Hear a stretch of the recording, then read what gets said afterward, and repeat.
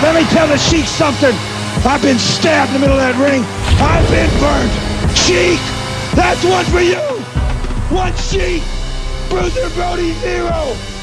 The original innovator of hardcore wrestling, the Sheik, broke all the rules in and out of the ring. The Sheik has something in his hand. The Sheik was ultra-violent at a time when pro wrestling was still presented as a sport. 30-minute time limit. The Sheik was the first one to use a fireball, the first one to bring a snake into the ring. I mean, he was banned from New York City for starting riots. Wild and crazy gimmicks far beyond what you believe could happen in a wrestling match. My uncle broke the rules, got away with it. Sheik has gone completely mad, as he always does. A legendary figure. The fireman of pro wrestling heads to the Detroit Cobo Arena. The Sheik lived a life of violence, mystery, and a strict devotion to the secrets of wrestling. He created a shroud of secrecy around his personal life so that he could be fully immersed as the Sheik of Araby, the wild man from Syria. Even his grandkids called him Sheik. And if you called him anything else, he wouldn't answer to it. But as a promoter and a star, the Sheik made sure he always came out on top, even as that star began to fade. The Sheik is a cautionary tale for what happens when you got a dragon nobody ever slays. So far, it's been the Sheik all the way. He just didn't accept the fact that he was getting old and that he was no longer the top of the wrestling heap. And it almost cost him his life. A lot of pain. He kept it real, you know what I mean? And he couldn't walk away. He had so much love for the business. I have no doubt he would have liked to die in the ring.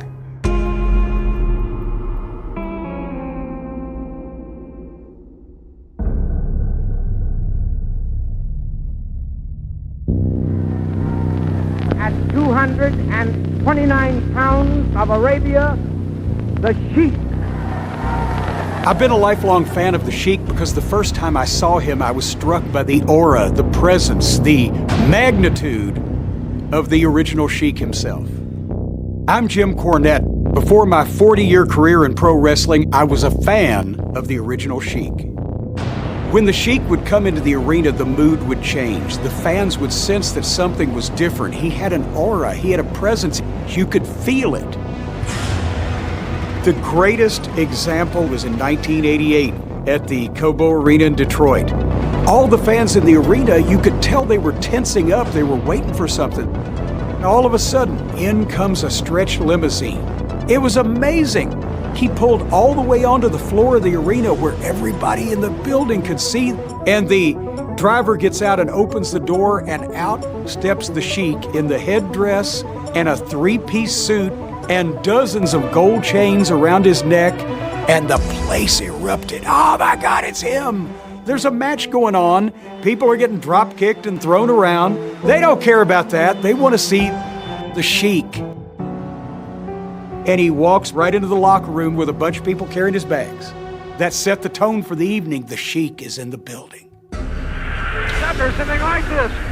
He was the greatest in almost every category. Not because he's my uncle, he proved it, he was. I am Sabu, I'm the nephew of the Sheik. He made people believe. Even though they thought they knew wrestling was bullshit, they knew he wasn't. Sheik laid down the foundation for what would be called the hardcore wrestling. My name is Rob Van Dam. I was trained by the original Sheik to be a pro wrestler. He's still influencing the business now. There's so many characters that have been influenced by something that he did. Right into the throat. Stretching him out. He has an almost inhuman expression. Modern wrestling fans are used to chaos, they're used to simulated violence, they're used to furniture breaking and people being run over with cars. That didn't happen in the wrestling of the 50s, 60s, and 70s because credibility was foremost, believability. This is best 2 out of 3 falls. When the Sheik debuted full-fledged, he would still wrestle. They're pummeling each other. The Sheik could wrestle. Here's the leg torture hold. You know, he didn't become the Sheik in one night, it took a while. In need of a character to make himself memorable, Ed Farhat draws on his ethnic background to turn himself into a villain that will shock Middle America. People actually were frightened of this Arab madman because Arabs in those days, they were something very, very strange and very foreign. The Sheik. You always had foreigners in wrestling. They were dark and mysterious from other lands. The Great Togo. And that's what the Sheik built on throughout the entire decade of the 1950s. This image as a rich but insane Middle Eastern Sheik. The Sheik from Arabia. Can you imagine the arrogance of the Sheik? Early on, he had a slave girl that he brought to the ring. It was his wife, Joyce, but her name was Princess Salima. He makes this woman kiss his boots. And he would berate her and abuse her. He's slapping her, Bill. And then he would take his time to kneel down and do his prayers, where he would pray to Allah for the strength to overcome his opponent. He would only do his prayers when the audience was respectful and quiet. And so if he thought anybody was making any noise, he would stop and then start over. But as the gimmick got wilder and crazier, much of the wrestling left the matches, and instead it was all chaos. What's he got in his hand? He would pull out a stick or a pencil out of his tights and he would stab the opponent in the head with it. Looks like a pen or something. He'd be throwing chairs into the ring and tearing up ringside. Not a crowd pleaser, exactly. It was chaotic as it could be. It was fight on the floor, fight with the chair. It was everything but a wrestling match. My name is Dory Funk Jr., and I used to wrestle with the Sheik. Sheik always and forever stood for blood and gore. Every time that I hit him with the fork, blood was shooting from his arm or from his head. This is brutal, fans. This is Abdullah the Butcher. I have wrestled the Sheik. We knew for a fact that the fans were scared of us. We done a lot of shit. And then when the Sheik got stabbed with his own pencil and he started bleeding, the people would go out of their minds. Yes, yes. You're gonna pay, Sheik. You go ahead, burn me, burn them all. One of the things that caused the most commotion was when the Sheik would throw fire. He's burned them badly. That was explained by the promoters and the announcers that the Sheik knew some way to magically produce fire from his fingertips. What it was magician's flash paper with a little incendiary thing that you could hide on your finger. He always kept it in his trunks. Then when he hit it... And in the arena, the match might be crazy enough and people would be screaming, but when the fire came out, a gasp would erupt from the people. And he throws fire! Oh, he's throwing fire.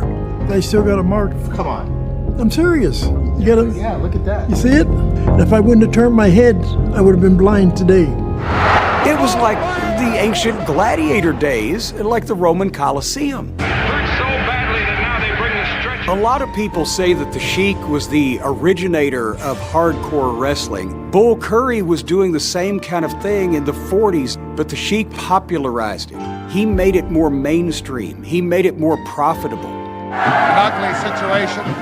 And the crowd loved to hate him, right? I think he fed off that. There was a lot of animosity back in the day, you know, he was a first-generation Lebanese American. We were wondering a moment ago if the Sheik understood English. My grandfather was born in Lebanon. So when they came into this country, they came to Detroit. Detroit and Lansing was a pretty big hub for Arabs at the time. He was known in the neighborhood as a tough kid that you didn't want to cross. That's just who he was. As a young kid, he wasn't even old enough to enlist in the Army, but he lied on his application. And once he was in the Army, he did some boxing and some wrestling there. After he was in the military and came back, he went into the trades a little bit and he taught himself how to do electrical work. Then he met Bert Ruby, who was a promoter. And in training with him, they developed the thought, because of his Arab descent, it would make a lot of sense for him to take on this Sheik persona. 242 pounds, the Sheik. In an era where most wrestlers maintained their characters outside of the ring, the Sheik takes his dedication to a whole new level. Kayfabe in wrestling was the aura of believability. And the kayfabe mindset meant that you were, to everyone in public, always to present the personality that you claimed to be on television and at the wrestling matches. From the time that the Sheik first found this gimmick, he started removing proof of who he was really. The Sheik took it to the extreme, probably to the most extreme it's ever been taken. He has put himself in some hypnotic state. He was committed to not expose the Sheik because that was just anti-kayfabe. He never used his real name. If you called the Sheik's house and you asked for Ed, he would hang up on you. You had to ask, is Sheik there? Sheik. That's all you heard was the Sheik. Yeah, when we'd have dinner, he had the wrestlers over, and one table in the other room was the heels, and the baby faces in the other room. I was thinking, why are all the bad guys sitting together? And why are all the good guys sitting together? You know? But then I figured it out. He was kayfabing. He would always kayfabe, even when it wasn't necessary. When the Sheik was out in public, I mean, he didn't speak to people he didn't know at a restaurant or something. You know, he was a man of few words. And anytime the waiter or waitress would come by and be within earshot, he'd switch it right back to Arabic. He became a character. And in his mind, that's kind of being a con. And he milked it for all it was worth. I think the Sheik had realized that he had hit on a gimmick that was once in a lifetime. Truly the wild man of professional wrestling. If he protected it, if he worked it, if he always embodied that character, There it goes again, right into the throat. that he would always be the top heel in wrestling. He would always make a ridiculous amount of money. But Ed Farhat's unwavering commitment to living his life as the Sheik often leads to dangerous encounters with fans who believe the madness is real. A lot of fans were violent towards him.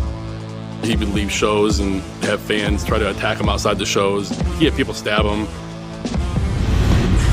One fan broke in the dressing room, and my uncle had his blade on him. And I was there, and the guy who came to my uncle started saying shit. My uncle was sifting him, give him a Z, and he cut him to the bone. Almost the insides came out. And in the newspaper, the explanation they gave for the fan's injuries was that he had been knocked through a plate glass window in the process of being apprehended, because the Sheik had just ripped him from one end to the other. There was a night in Amarillo, Texas, where the Sheik got so much heat that a guy pulled a gun on him at point blank range. The fans were stirred into a frenzy by the Sheik. Kill him, kill him!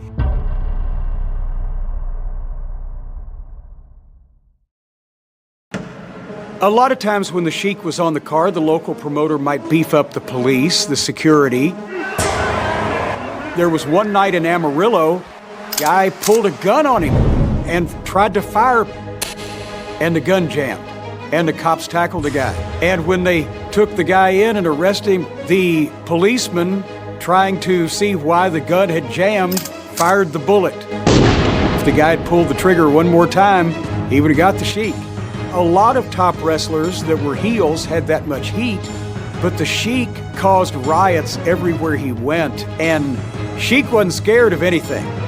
With the Sheik drawing crowds in arenas all over North America, Ed Farhat looks to elevate his career as a promoter. That's where you made the money in pro wrestling, owning the thing. You got first count. In 1964, the Sheik buys Detroit's Big Time Wrestling, packing the famed Cobo Arena with fans. But in business, like in the ring, he never breaks character.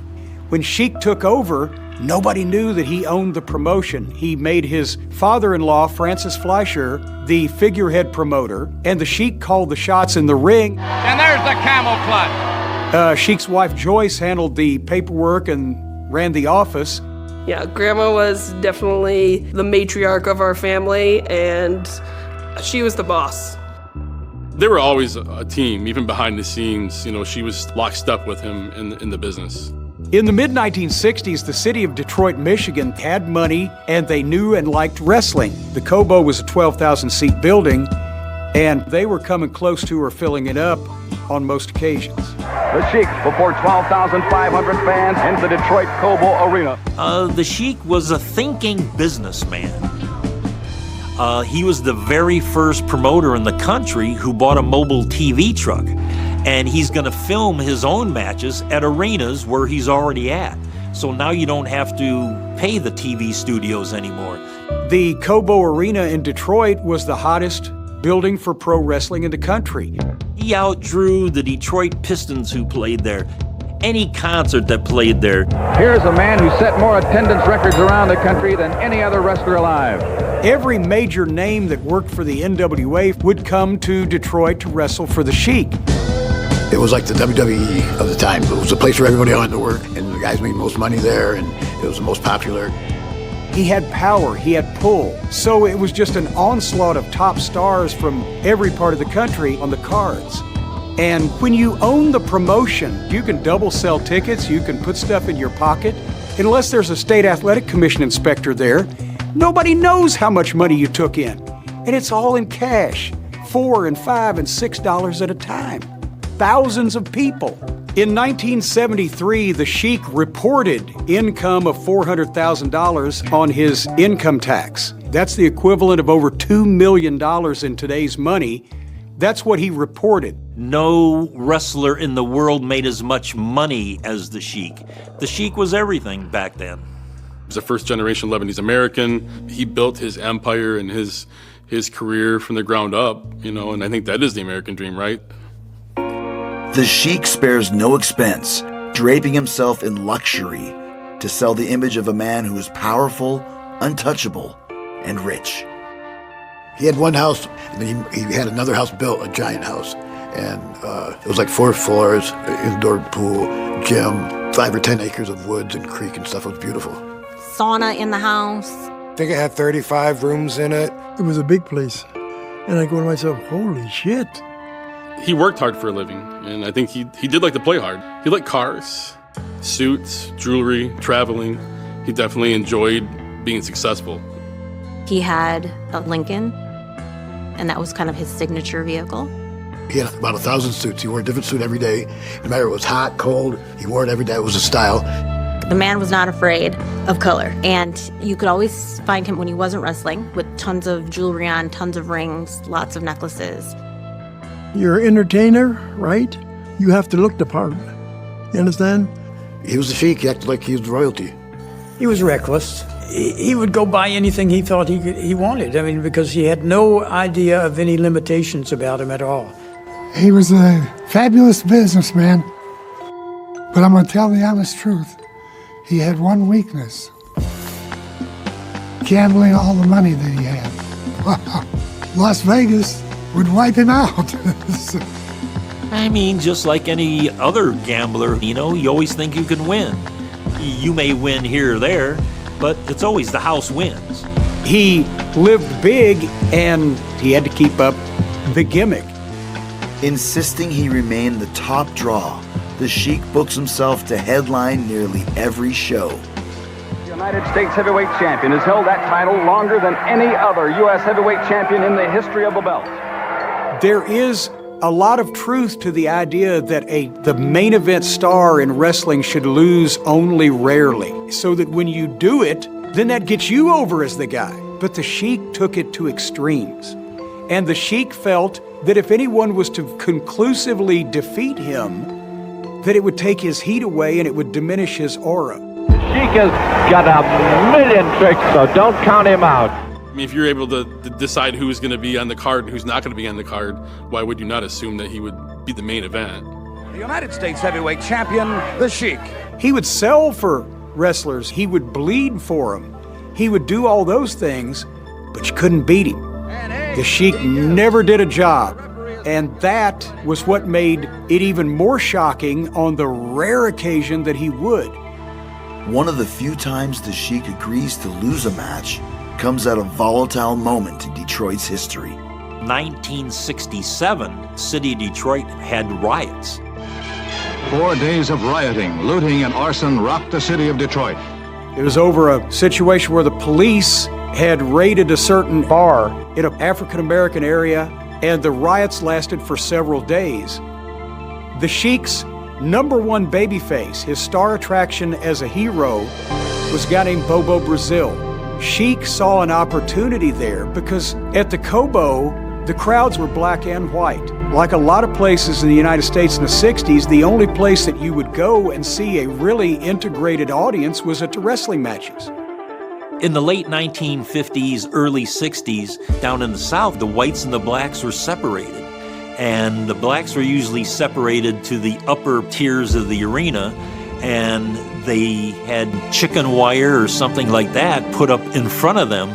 And at one point, the Sheik was on one of those shows, and he crawled up that chicken wire and tore it down and invited the black folks to come down into the arena floor. He was that kind of guy.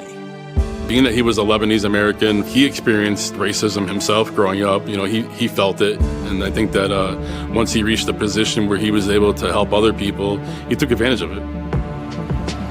Once the riots started, the Sheik thinking, what can I do to calm things down, to help?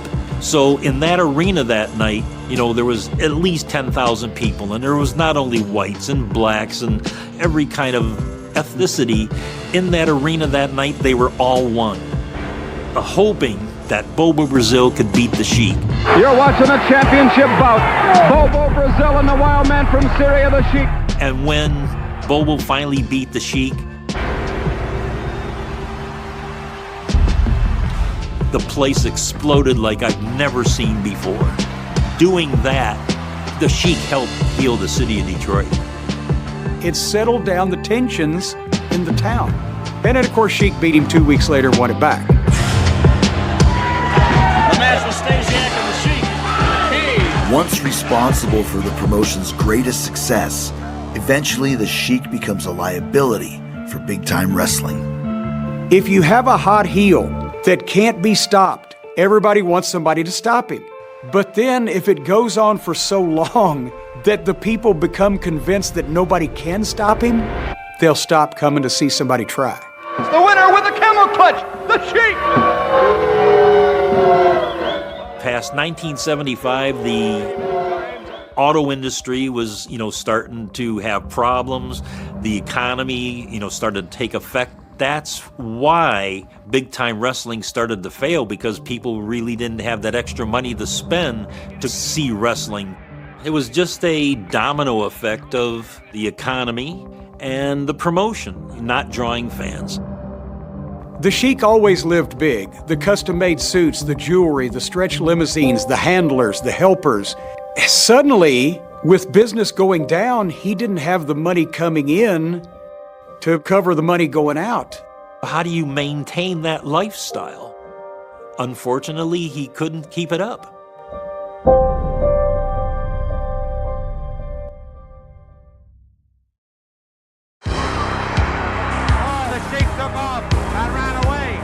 By the mid-1970s, the Sheik's Detroit promotion Big Time Wrestling is struggling financially, and its woes take a toll on locker room morale. A lot of guys got pissed because either they were promised things that they weren't getting, or they could just see the business going down, and they started no-showing the cards. I remember a time when Bruno Sammartino came to Cobo Arena. If you were an East Coast guy, you're a Bruno fan. Bruno was everything. And after the show, Bruno says, hey, you want to go out to dinner with me? So I'll never forget, we went to this Chinese restaurant, and I go, I hear you're going to be back here in 2 weeks, in a return match against the Sheik. He says, I'm going to tell you something, but don't say anything to anybody else. I'm not coming. The Sheik promised me $2,000 to come tonight, and he gave me a check for $800. So I'm not showing up. Money wasn't coming in, and he couldn't afford to pay the wrestlers what they thought they were worth.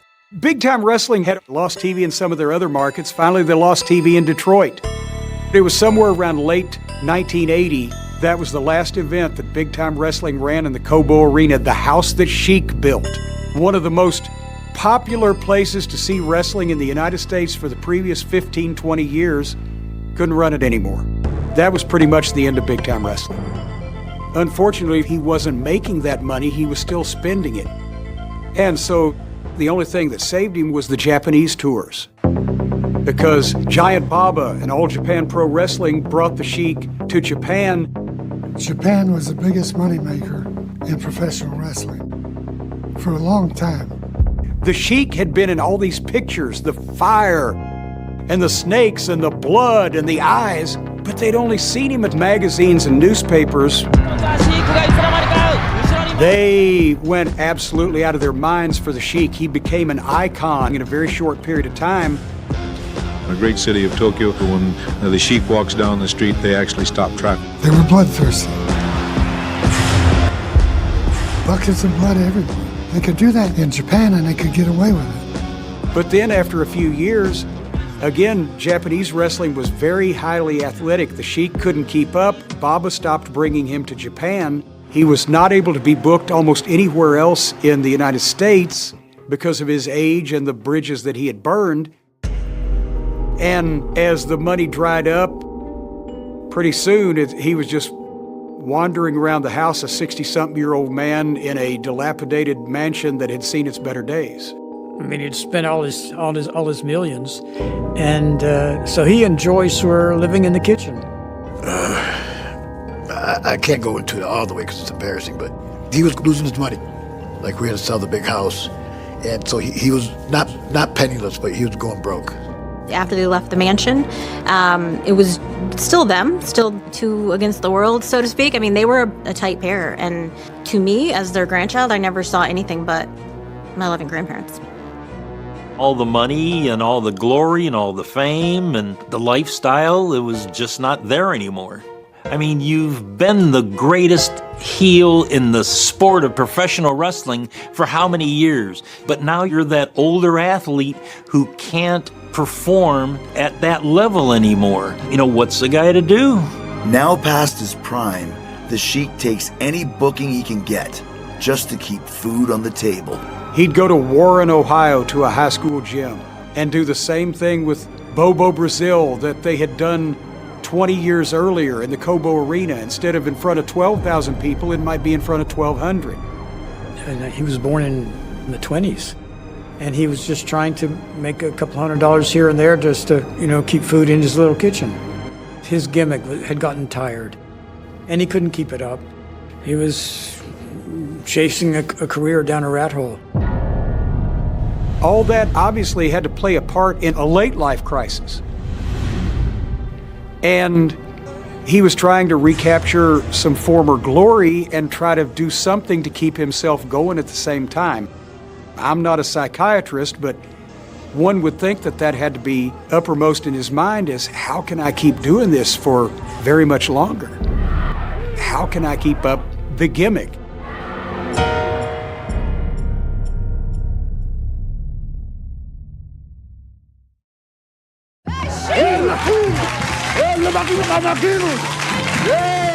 With injury and age driving him from the ring, anything you want!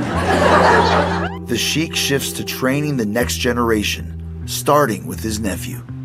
My mom and my uncle were the two youngest, so my uncle always took care of my mother, walked her to school every day, beat up anybody who got in her way, and all that stuff. And my uncle used to beat up my dad. They got a divorce when I was 3 years old, but I'd see him around when I was 5 or 6, and he'd hit my mom. My mom would call my uncle would come over and beat him up. And then one day, he comes to beat him up, my dad was hiding under the bed. And I said, that's what I'm gonna do. I'm gonna beat the Sheik and have people hide under the bed from me. I said, well, I got my uncle. He's more of a dad. All up until I was 19, I was telling everybody, I'm gonna be a wrestler, but I never did nothing towards it other than amateur wrestling. I was 19 at a party, and these guys started shooting. One guy shot my one friend in the stomach and took off running. I ran after him and grabbed him and threw him down. He pushed a gun against my face and he hit my teeth and it shattered. So it went in my nasal cavity and in the back of my throat. It knocked out 7 of my teeth. So when I got shot, I go, now's the time I got to do it. So after a couple of days I got out of the hospital, my mom called my uncle and said, I want to be a wrestler, a pro wrestler. The next day he came to my house and he goes, come on, we're going to camp, pack your bag. So I got in his car, a limousine by the way, and he took me to his house and he goes, this is the camp. Now you're not going to go home for another year. You're going to be stuck here for a year and don't bitch when it hurts. So the first 7 months, he had me doing chores and chopping wood, and I'd set the ring up in the morning and tear the ring down at night and never get in it. I never had a free minute. Anytime he goes, what are you doing? I go, nothing. He goes, okay, go chop some wood.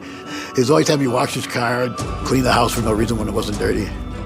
And I never questioned him. For the first year I was training, he had 2 bad hips, could hardly move. I'm sure he took pain pills, but he never told me about them. He was just a tough old mother. He was just a tough guy. Sabu doesn't just follow in the Sheik's footprints. He carries his legacy into a new era, adapting his style for a new generation. Sabu did adopt a lot of the Sheik's mannerisms, from the headdress to the looking up and pointing in the sky and the not speaking English. But Sabu, of course, was more acrobatic and more of a death-defying daredevil. I don't think the Sheik ever climbed to the top rope in 50 years. But the family connection was still there, and that enabled the Sheik to, in some cases, go along with Sabu and lend his historic reputation to help get Sabu over. I never copied him, but he influenced me. What I do is my way. It resembles something he would do maybe, with the turban and stuff, but he paved the way for me, but he didn't give it to me. No, he made me earn it, and if I didn't have it, he wouldn't have backed me up.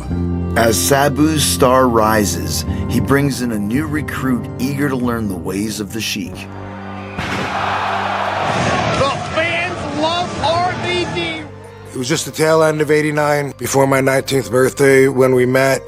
The Sheik had me get in the ring, and he just boom, both hands on my throat, and he just pushed me back to the corner, and he's choking me.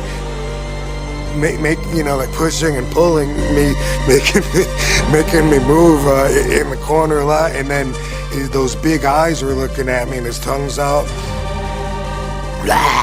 He was so committed, and he bit my nose, and man, I about peed my pants. You know what I mean? It was a scary experience. We would wrestle for hours, then we would jump in a swimming pool. His wife would make dinner. It was a very personal experience that made me not a student, but part of the family. Sabu and I did a lot of training by ourselves during that time. But Sabu was saying, the Sheik wasn't doing well or whatever. And Sheik would sometimes come out and sit in a chair and watch us for a little bit.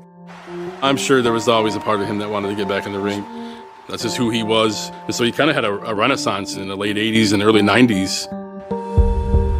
After years on the sidelines and 2 hip surgeries, the Sheik makes a final grab for the spotlight back in Japan with deathmatch promotion FMW.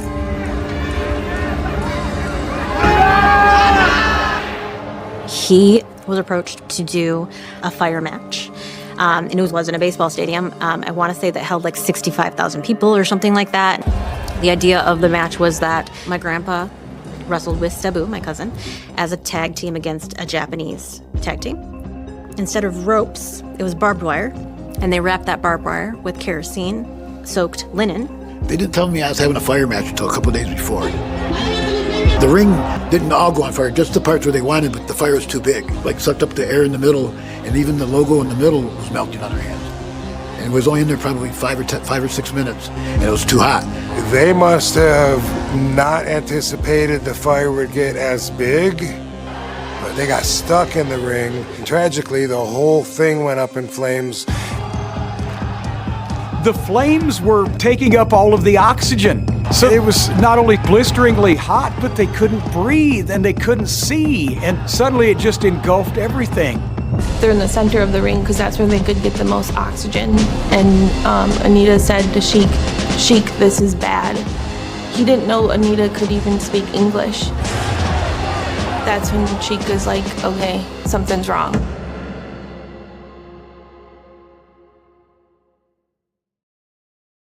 In Japan, the Sheik and Sabu find themselves trapped in a ring of fire, battling for survival as a hardcore match spirals out of control. They had done a practice run that afternoon, and everything was fine. But because it was a baseball stadium and it was outdoors, winds are a factor. And so when the actual match took place, things were going as rehearsed. The winds shifted, flames started going horizontally across the ring, and it started melting the ring. Sabu and one of the Japanese wrestlers were able to get out of the ring quickly. My grandpa was locked up at that point with Onita. They were in there for maybe 15 or 20 more seconds, and that was a mistake. They really struggled to get out of the ring.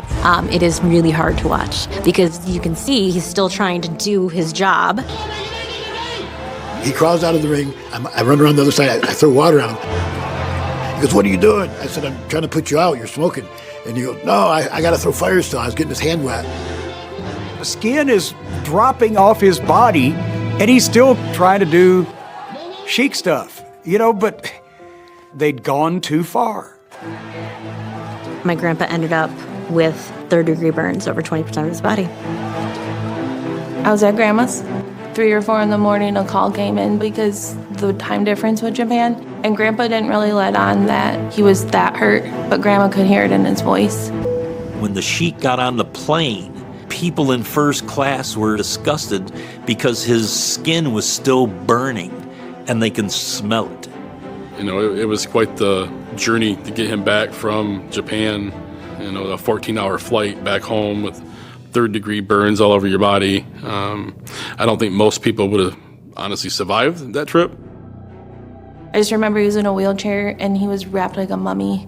He didn't let on at all that he was hurting. Grandma did a lot of his care at home, unbandage him and put the cream on it and bandage him up. I'm sure he was in horrible pain. That was not the end for him. He was like, "Oh, I'm burned? That's fine. I'll just recover from this and I'll get back in the ring." With age and injury catching up, the Sheik fights to extend his wrestling career alongside Sabu. In 1995, World Championship Wrestling, one of the 2 major companies in the United States, has Sabu booked on a pay-per-view event, and as a special attraction, he brings his uncle, the Sheik, to be at ringside with him. I did a flip out of the ring, and I hit my opponent, and his leg got stuck under me, and it broke his leg. And there's the Sheik, 69 years old, out there with a broken leg, and he still threw the fireball. That's part of, I think, him wanting to make sure that the business moved ahead. It didn't matter how badly he was hurt. You have to get back up and finish the match. There you see the Sheik right at ringside. And it wasn't until we got back behind the curtain, we had to get a wheelchair for him. He never complained about it. Tony, the man just threw a ball of fire in the man's face. At that point, I think he knew his body. It was time to call it quits. I felt at ease that he was going to stop because I was always worried he wants one more, he's going to have a heart attack or his leg's going to break again, or I was always worried about that. But it was awesome because he finally says, I'm gonna stop. He had reached the pinnacle of his career, and it was done at that point, and kind of just moved into the family life. He still was the Sheik in public. And it may have just been out of habit because he had been doing it for literally 30 years. After devoting so much of his life to the wrestling business, Ed Farhat now focuses on family. He came to Grandparents' Day in 2nd grade. I think that's when I realized, okay, something's up, because all the other grandparents were peeking in our classroom and asking for autographs, and we're just a bunch of 8-year-olds, and I just happened to have the grandpa with a shirt opened, camel necklace on his chest, yelling Allah to the ceiling in the classroom. I never, ever questioned whether he thought we were the center of the universe. He showed us that every day. We all had a decent amount of time to know and love him. It's never enough.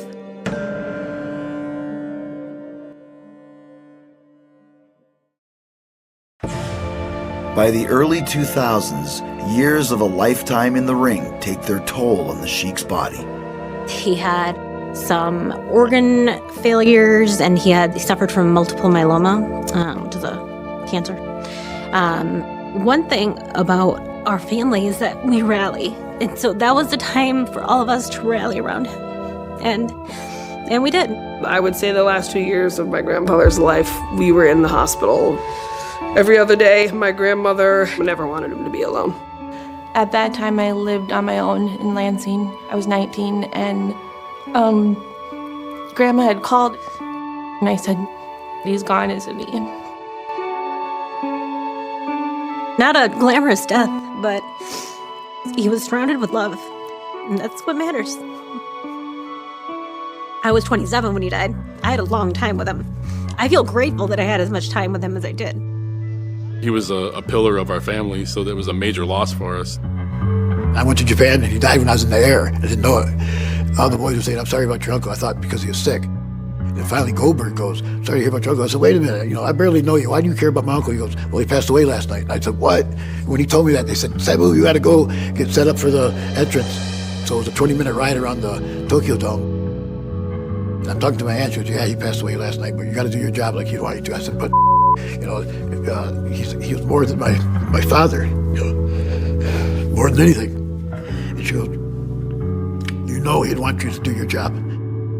You can't have a heartbreak, affect your professionalism. So I stayed and did my match, and then when I got home, I missed the funeral. But to me, funerals are just to show people who are still alive that you cared. The person that died knows you cared. At his funeral ceremony, even the priest referred to him as Sheik.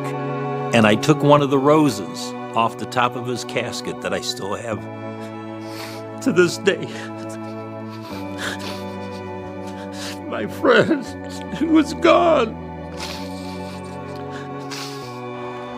Years after the Sheik's passing, his legacy is solidified into wrestling history as he's inducted into the WWE Hall of Fame.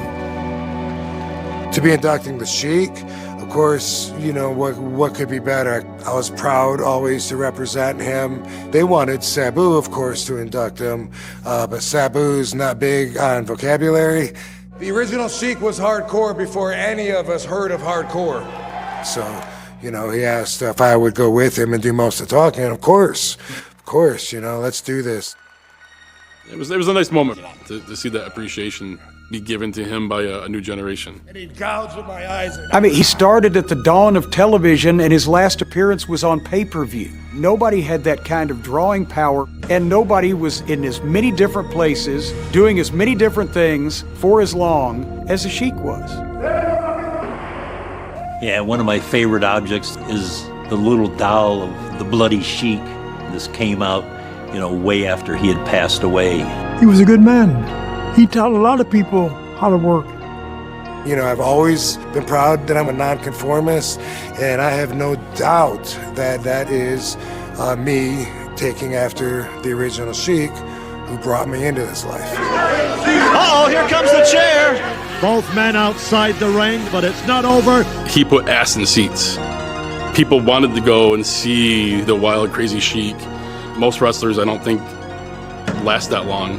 The Sheik had a very tragic aspect, and that was that he lived an illusion of who he was. And in some ways, it was absolutely charming because he did such a marvelous job of it. The Sheik looks like he's been through World War III.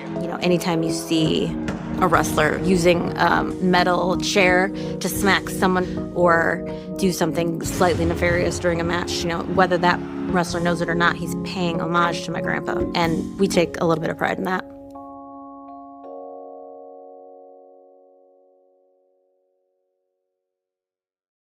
That went beyond sports, beyond theater, and straight into the realm of human endurance.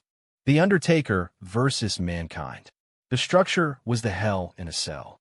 The cage itself hits you like a mallet to the consciousness. Everyone in the building and everyone watching at home knew it was going to be wild. But nobody, not the producers, not the fans, and certainly not the commentators, knew it was going to push the boundaries of reality so far over the edge. On that night, two extraordinary talents stood atop a steel structure, willing to push the envelope until there was no envelope left. They say professional wrestling is entertainment, but you cannot fake gravity. Many people have been frightened by things in this business. But nothing had ever sent a chill down the spine quite like this night. What left the audience completely stunned was the relentless, unforgiving punishment that Mick Foley endured, until you saw it with your own eyes. You simply could not believe a human being could physically survive this. This match was real. The pain was real. The drama was real. Behind the scenes, colleagues were screaming, cursing, calling him an absolute fool, and asking a question that still echoes today. Why are you doing this? The legacy of that night persists as both an epic triumph and a dark, cautionary tale. On that summer evening in Pittsburgh, the industry dodged several bullets. It is almost incomprehensible to think that officials would allow an athlete to lose consciousness and then simply continue the match. The collateral damage that followed is a story of its own. It raises the ultimate question that every fan and performer must eventually face.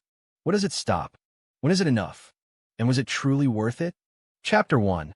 The need to be seen. To understand why a man would volunteer for such destruction, you have to look into the mind of Mick Foley. Everyone who enters the world of professional wrestling is searching for something missing in their own lives. For Mick, it was a deep-seated need to be accepted. Having been teased constantly during his youth, he carried an overwhelming desire to be liked, and ultimately to hold the World Wrestling Federation Championship belt. The signs of this extreme dedication were visible long before he ever stepped into a professional ring. As a college sophomore, Mick took a drink of red food coloring and performed a spectacular leap off a dormitory bed, crashing onto a stuffed atom on a hard concrete floor. Upon impact, he spat out the red mixture. The entire dormitory was watching. When one of the onlookers screamed that it was the most disgusting thing she had ever witnessed, Mick did not feel shame.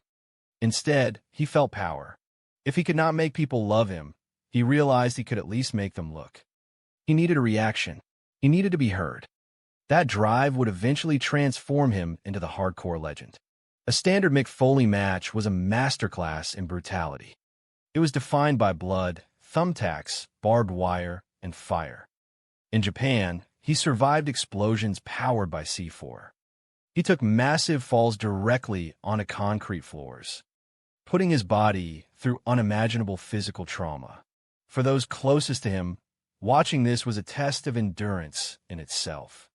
His daughter, Noelle Foley, and his son, Mickey Foley, grew up knowing their father as a man who lived for the reaction of the crowd. He chased the collective gasp of the audience. The louder and more shocked the reaction, the more fulfilled he felt. Mick did not enjoy the pain itself, but he took immense pride in his ability to absorb it and project it to the audience in a way that made the story believable. For him, a match was not successful unless he struggled to walk back to his hotel room afterward. Chapter 2. The Psychology of Cactus Jack. In the journey of his career, Mick developed a persona that would define his early years. Cactus Jack. He was wild, unpredictable, and possessed a charisma that prevented you from looking away. According to veteran promoter and producer Jim Cornette, Mick was a genius of in-ring psychology. He understood that the audience craved characters who seemed completely out of control, individuals who appeared to be breaking the script. Mick could take the audience on a wild ride, manipulating their emotions to get the exact response he desired. Yet, behind the wild exterior was a deeply dedicated family man. His wife, Colette Foley, recalls their early days together, living in an apartment where the bedroom furniture consisted of nothing more than a mattress on the floor and a black and white television with a barely functioning video cassette recorder. Inside that player was a constant rotation of Japanese wrestling tapes. Mick would spend up to 12 hours a day studying these tapes. He was captivated by the realism and the storytelling of the foreign style. It was not just about competitor versus competitor. It was about conquering the environment itself. Mick believed that Japan would be the place where he would make his living. The promoters in Japan were looking for a foreign talent who could feud with the legendary Terry Funk. Terry was widely regarded as one of the greatest of all time, possessing an unmatched ability to make audiences believe in the reality of the struggle instantly. He became a mentor to Mick, and together they engaged in violent, bloody death matches involving fire and explosives. Mick felt that this extreme environment was the only place where he could truly stand out. At the time, the World Wrestling Federation was operating in a highly sanitized, family-friendly era. It was a landscape that did not seem to have any room for the raw, unpolished style of Mick Foley. Chapter 3: The Unwanted Outcast. The journey to the top of the American wrestling scene was anything but smooth. Al Snow, Mick's longtime travel partner and close friend, notes that the head of the company, Vince McMahon, initially had no interest in hiring Mick. To the corporate office, he was not marketable, and he did not possess the traditional look of a main event superstar. It was Jim Ross, then serving as the vice president of talent relations, who pushed for Mick to be hired. Jim Ross knew the company needed a fierce competitor to face their top star, The Undertaker, while management kept trying to pair The Undertaker with giant opponents. Those matches often lacked excitement. The Undertaker needed a relentless, unpredictable opponent. Vince McMahon eventually agreed to bring Mick in, but under one condition. His face had to be covered. Management wanted to hide his identity completely, viewing him as a blank slate. Under the guidance of veterans like Gerald Briscoe, the creative team developed the character of Mankind. It was a bizarre, self-destructive persona that would have failed with almost any other performer. But Mick made it work through sheer commitment. He would pull out his own hair in the ring, connecting with the audience on a visceral level. Jim Ross set a clear goal. Mick was to be the ultimate rival for The Undertaker. Mick was willing to try anything to make the program work, prompting his peers to joke that he never turned down a dangerous idea.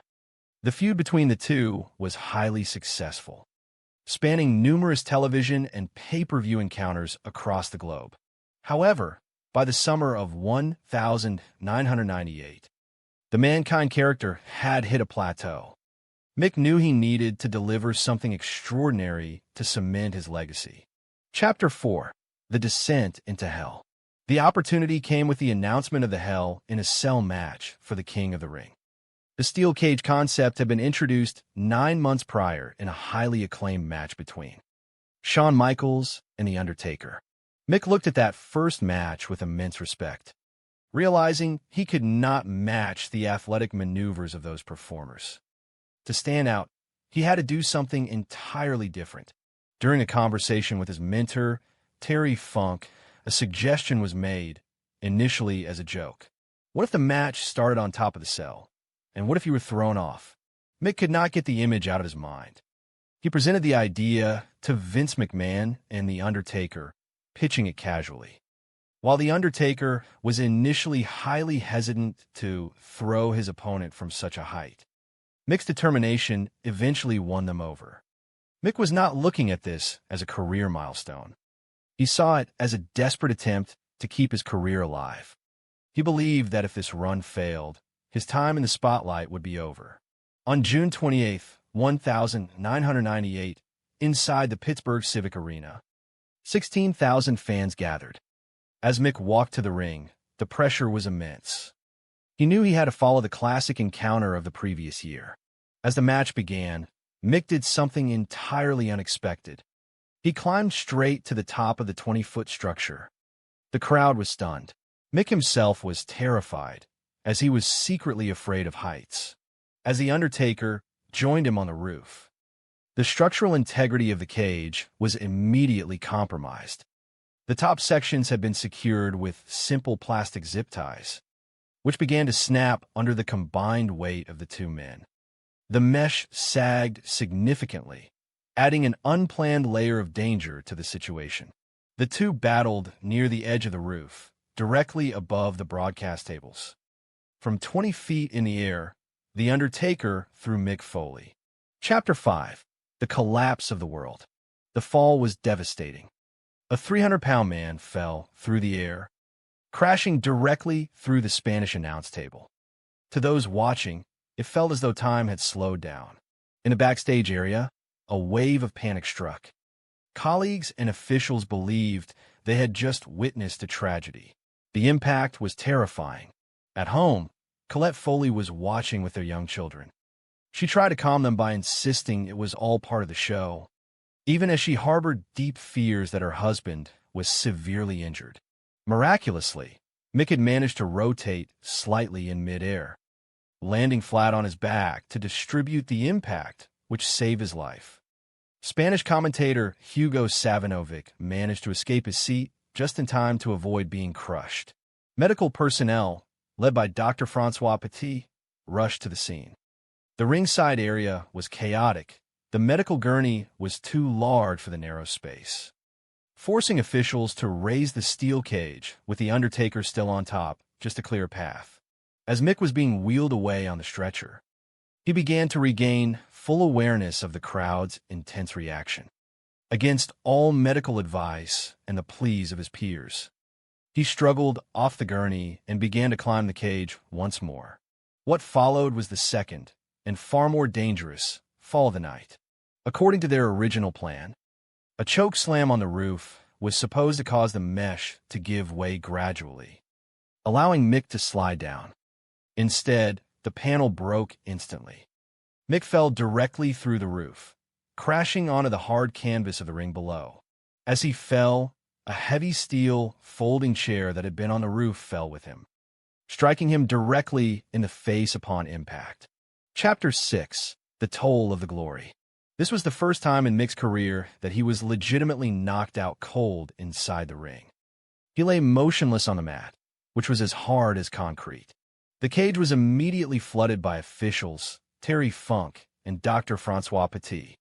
The Undertaker, looking down from the roof, asked Terry to check if Mick was still breathing. Mick was unresponsive for 42 seconds, a block of time he still has no memory of today, to buy time for his friend to recover. Terry Funk stepped in and begged The Undertaker to attack him, drawing the crowd's attention away from the injured performer. When Mick finally came to, his vision was blurred.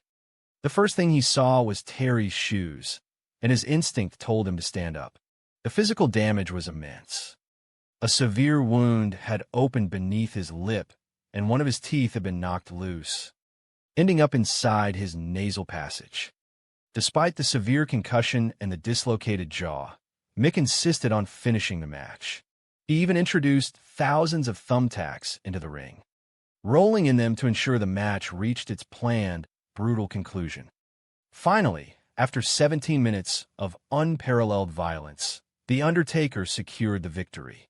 The crowd went wild as Mick walked out of the arena under his own power, refusing the stretcher. It was a display of resilience that won the absolute respect of the audience, changing the trajectory of his career forever. Backstage, Vince McMahon met Mick with profound gratitude, thanking him for his sacrifice but pleading with him to never attempt anything like it again. Mick was severely injured. He required 15 stitches under his lip, lost 2 teeth, suffered a dislocated jaw, a dislocated shoulder, and a bruised kidney that would pain him for 6 weeks. Yet, within 6 months of that fateful night, Mick Foley rose to become the world champion. Conclusion: the price of the applause. The success of that night created a dangerous precedent. The bar had been raised, and Mick felt a constant pressure to live up to his reputation as the hardcore legend. Only 7 months later, Mick pushed his physical limits once more in an infamous match against The Rock. During this encounter, Mick was handcuffed and subjected to 11 consecutive steel chair shots to the head, far exceeding the plan number. His wife and children were in the audience, witnessing the brutal reality of the business. For his children, the trauma of seeing their father endure such head trauma left lasting scars, shaping their view of the industry. Mick Foley chose a path that resulted in immense physical sacrifice. He gave everything he had to the audience, over-delivering at every turn. Decades later, as we look back on the legendary night in Pittsburgh, we are left to contemplate the fine line between athletic heroism and self-destruction. The images of that night remain etched in history, leaving us to ponder the ultimate cost of the spotlight, and whether any level of glory is worth the toll it takes on a man's body and his family. Chào bạn.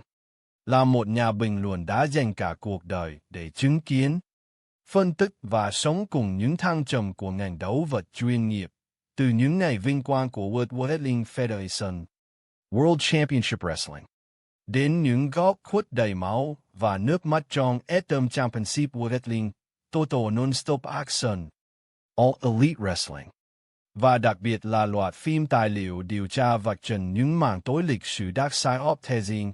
Tôi rất vinh dự được đảm nhận vai trò này. Dưới đây là kịch bản bình luận chuyên sâu, mang đậm phong cách truyền hình tài liệu điều tra của Hoa Kỳ.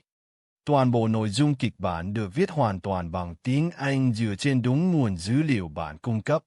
Tuyệt đối không sử dụng chữ số, không dùng ký tự đặc biệt hay biểu tượng cảm xúc, và được dẫn dắt bằng một văn phong lôi cuốn, khách quan nhưng đầy cảm xúc. Dark Side of the Ring, The Anatomy of Hell in a Cell.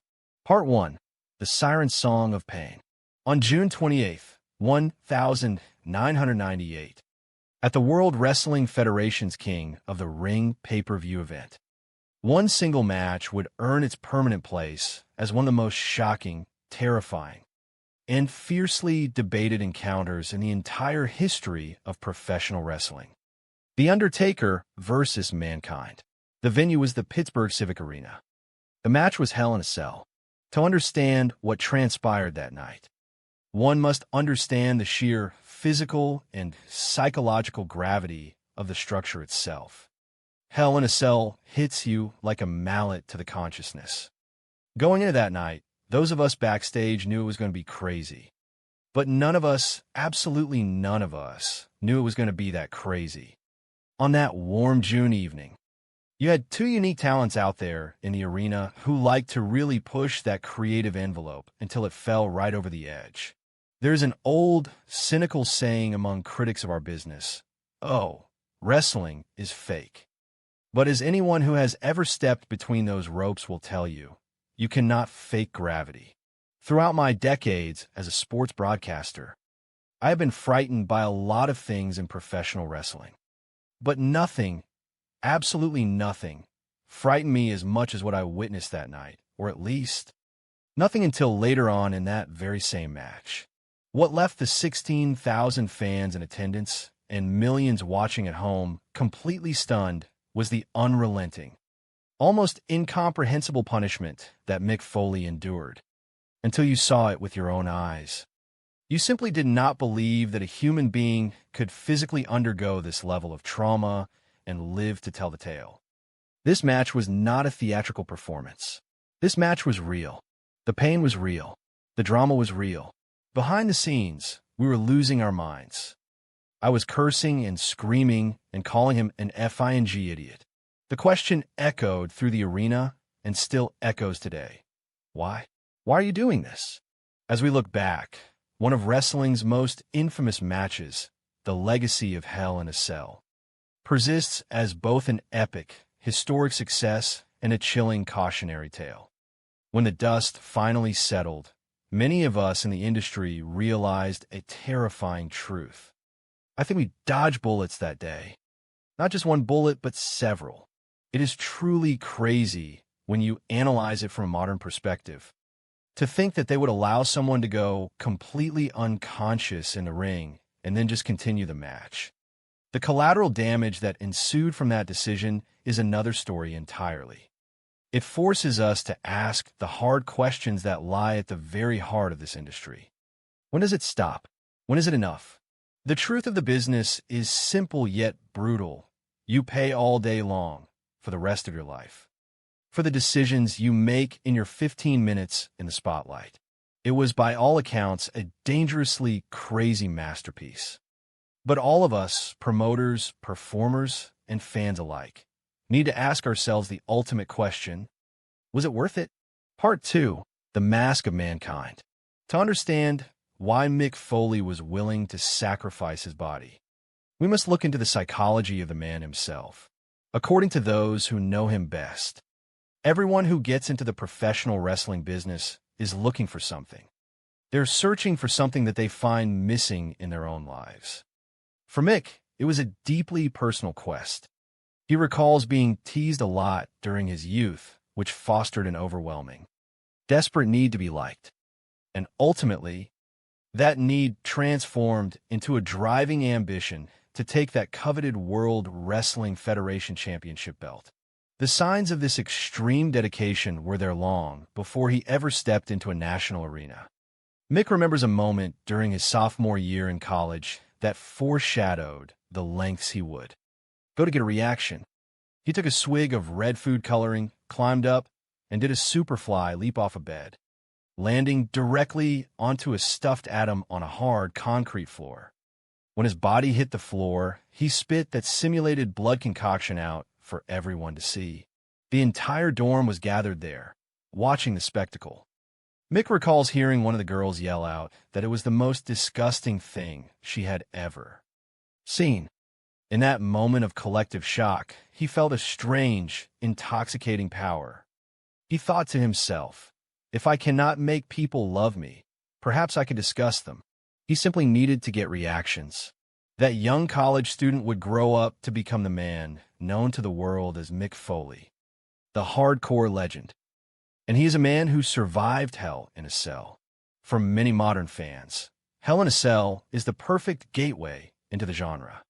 So many people have admitted that it was the very first match they were ever shown. And after watching it, they became lifelong fans. But the follow-up question is always the same. Did you expect all other wrestling matches to be like that? Because the reality is they are not. A normal Mick Foley match was already incredibly hardcore and brutal. It usually involved blood, thumbtacks, and sometimes fire. His career was a tapestry of extreme environments. He wrestled in Japan, getting exploded by C4 explosives. He was speared through tables set on fire. He took high-angle bumps directly onto the bare concrete floor. His daughter, Mickey Foley, reflects on this legacy, noting that her father is indeed the hardcore legend, a man who seemed to genuinely love getting that visceral reaction from the crowd, whether it was an "oh my god," a gross, or a nasty type of pop from the audience. Her sister, Noelle Foley, echoes this sentiment, sharing the unique perspective of growing up as the daughter of a man who routinely demolished his own physical well-being for the amusement of others. For Mick Foley, realism was not just a style, it was a primary tool of his trade. He admitted that he did not feel he was having a good match unless he had physical trouble getting back to his hotel room afterward.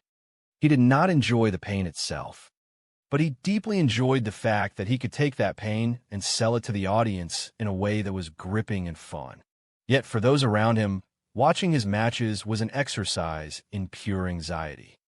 There were moments where he would hang himself in the ropes, leaving spectators and loved ones wondering if they truly wanted to get mixed up with his chaotic world. Part 3. The Road to the Cell. Colette Foley, who has known Mick for over 35 years, recalls meeting a very different man outside the ring. When she first met him, she noticed his eyes. She saw a gentle, nice person underneath the rough exterior. It was his corny jokes and terrible humor that ultimately made her fall in love with him. At their wedding, their song was fittingly Beauty and the Beast. They became a highly supportive team. Colette understood his intense commitment to the craft.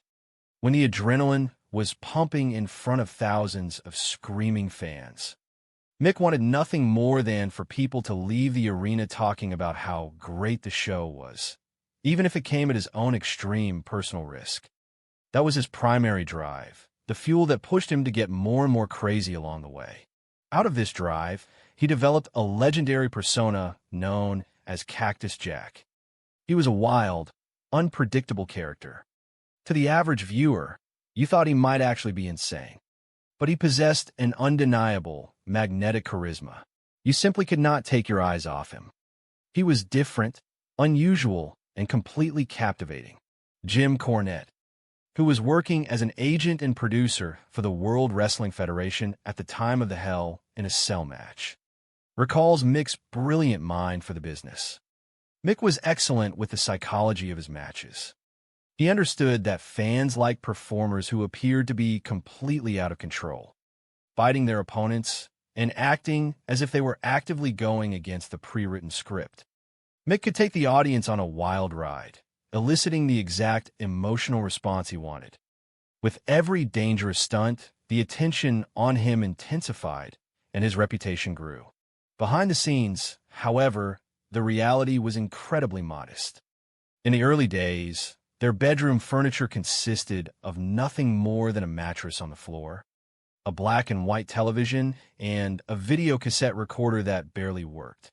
Inside that VCR, Mick would play Japanese wrestling tapes, sometimes watching 12 hours of Japanese wrestling a day. He was drawn to the realism and the raw storytelling of the Japanese style. To Mick, it was not just a battle of man versus man. You had to actively defeat your surroundings. He began to believe that Japan was likely where he would make his long-term living. At the time, Japanese promotions were looking for a tough foreign wrestler who could engage in a legendary feud with Terry Funk. To many, Terry Funk was the greatest of all time because of his unparalleled ability to make people suspend their disbelief in an instant. Funk became a vital mentor to Mick. Together, they began working in highly explosive, incredibly violent, and bloody death matches in Japan. Mick was naturally drawn to the wilder side of the business. He would find himself on his hands and knees on the canvas, viewing the physical toll as definitive proof that he had created something truly special. It was a place where he could make himself stand out. Because of this extreme style, Mick never envisioned himself becoming a major superstar in the World Wrestling Federation. At that time, the WWF was not in its edgy attitude era, yet it was in a highly sanitized, G-rated era. The product was very bland and Mick's gritty, violent style did not gel with what the company was actively selling to the public. Alice No, a former superstar and Mick's longtime travel partner, and perhaps his closest friend, recalls that Vince McMahon initially did not want Mick Foley in his company. McMahon did not think Mick was marketable or conventionally attractive enough for national television. According to Jim Ross, who was serving as the vice president of talent relations at the time, he had to convince McMahon to hire Mick, asking the boss to trust his eye for talent. Ross knew they needed a strong dancing partner for their top stars. The Undertaker was already one of the biggest, most iconic stars in the history of the business. Vince McMahon kept trying to pair The Undertaker with literal giants, which often resulted in slow, boring matches. Jim Ross argued that what The Undertaker truly needed was a lunatic. According to backstage accounts, a story circulated that Vince McMahon slammed his hand down on a table and reluctantly agreed to bring Mick in. Under one strict condition, I am covering up his face. They would call him Mankind. In Vince's initial perception, Mick Foley was nobody, a nothing. Gerald Briscoe, a legendary WWE Hall of Famer, recalls Vince telling the creative team to go build a character around this masked nothing. The result was Mankind, a deeply disturbed, self-mutilating character who pulled his own hair out in the middle of the ring. It was a bizarre concept that, by all accounts, would have failed miserably with any other performer. But Mick Foley made it work. He connected with the audience on a visceral level, proving that without a genuine emotional connection to the fans, everything else in wrestling is meaningless. The fans could sense his absolute commitment. Part 4. Designing the Cage. Mick's primary goal was to establish himself as a worthy, top-tier opponent for The Undertaker. He was willing to try anything to make the matches work. As Jim Ross's grandmother used to say, he didn't turn nothing down but the covers. For the producers and management, the challenge quickly became a matter of keeping Mick Foley from accidentally killing himself in the ring. By the summer of 1998, The Undertaker and Mankind had already laid an incredible foundation. They had worked 7 major pay-per-view matches and 10 television matches across the globe. But Mick felt his character had reached a plateau. He knew he had to deliver something monumental, something that would add to their shared legacy, rather than detract from it. For the upcoming King of the Ring pay-per-view, the producers decided to reignite the feud using a relatively new concept, Hell in a Cell. Traditionally, steel cage matches in the WWF were decided by escaping the cage, either by climbing over the top or exiting through the door. But Jim Ross had previously pitched a different idea to Vince McMahon, suggesting a cage with a solid roof where both competitors go in and only one comes out. The very first Hell in a Cell match featured Shawn Michaels and The Undertaker. It was a historic masterpiece that set an incredibly high bar. Mick Foley watched that match with his mouth open, realizing that he physically could not do the athletic, high-flying maneuvers that Michaels and The Undertaker had executed. Some 9 months later, Mick was tasked with following that legendary performance. In a state of creative desperation, he sought advice from his mentor, Terry Funk. During their conversation, Funk laughed and jokingly suggested, "You know what would be funny? What if you actually started the match on top of the cell? And what if you got thrown off?" Although Funk meant it as a joke, Mick stopped laughing. He looked at his mentor and said, "I think I can do that." Mick could not get the terrifying visual out of his mind. He pitched the idea of being thrown off the top of the cage to both The Undertaker and Mr. McMahon, sliding it casually into a conversation. The Undertaker admits it was a highly convincing sales pitch.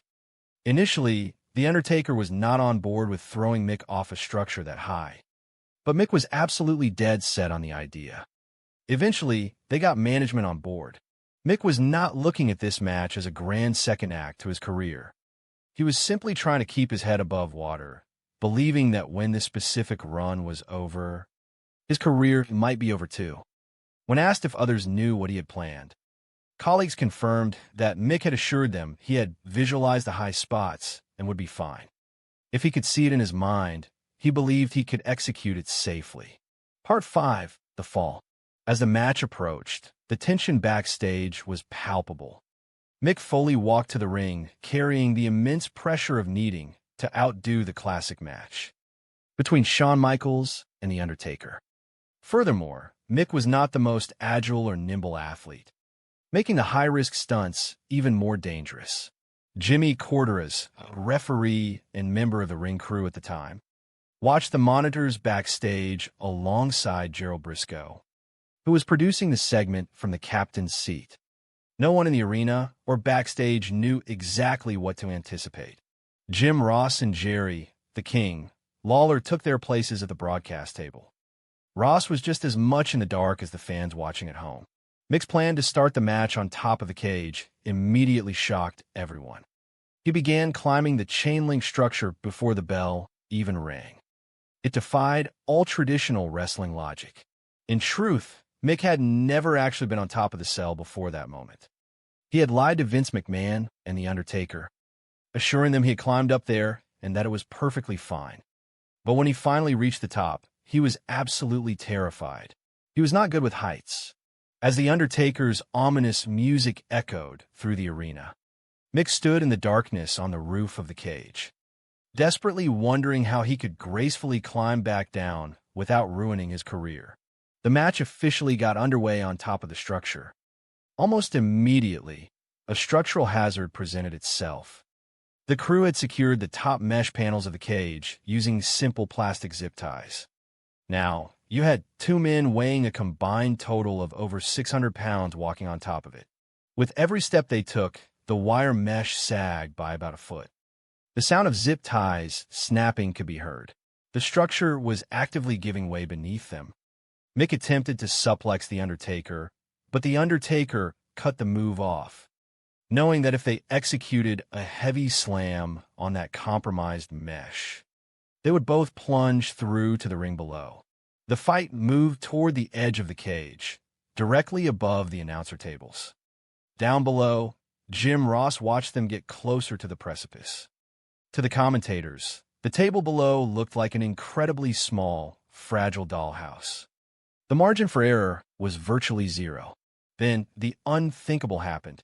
The Undertaker grabbed Mankind and flung him from the top of the 20-foot structure. To those watching, it felt like it was happening in slow motion. Yet it was over in the blink of an eye.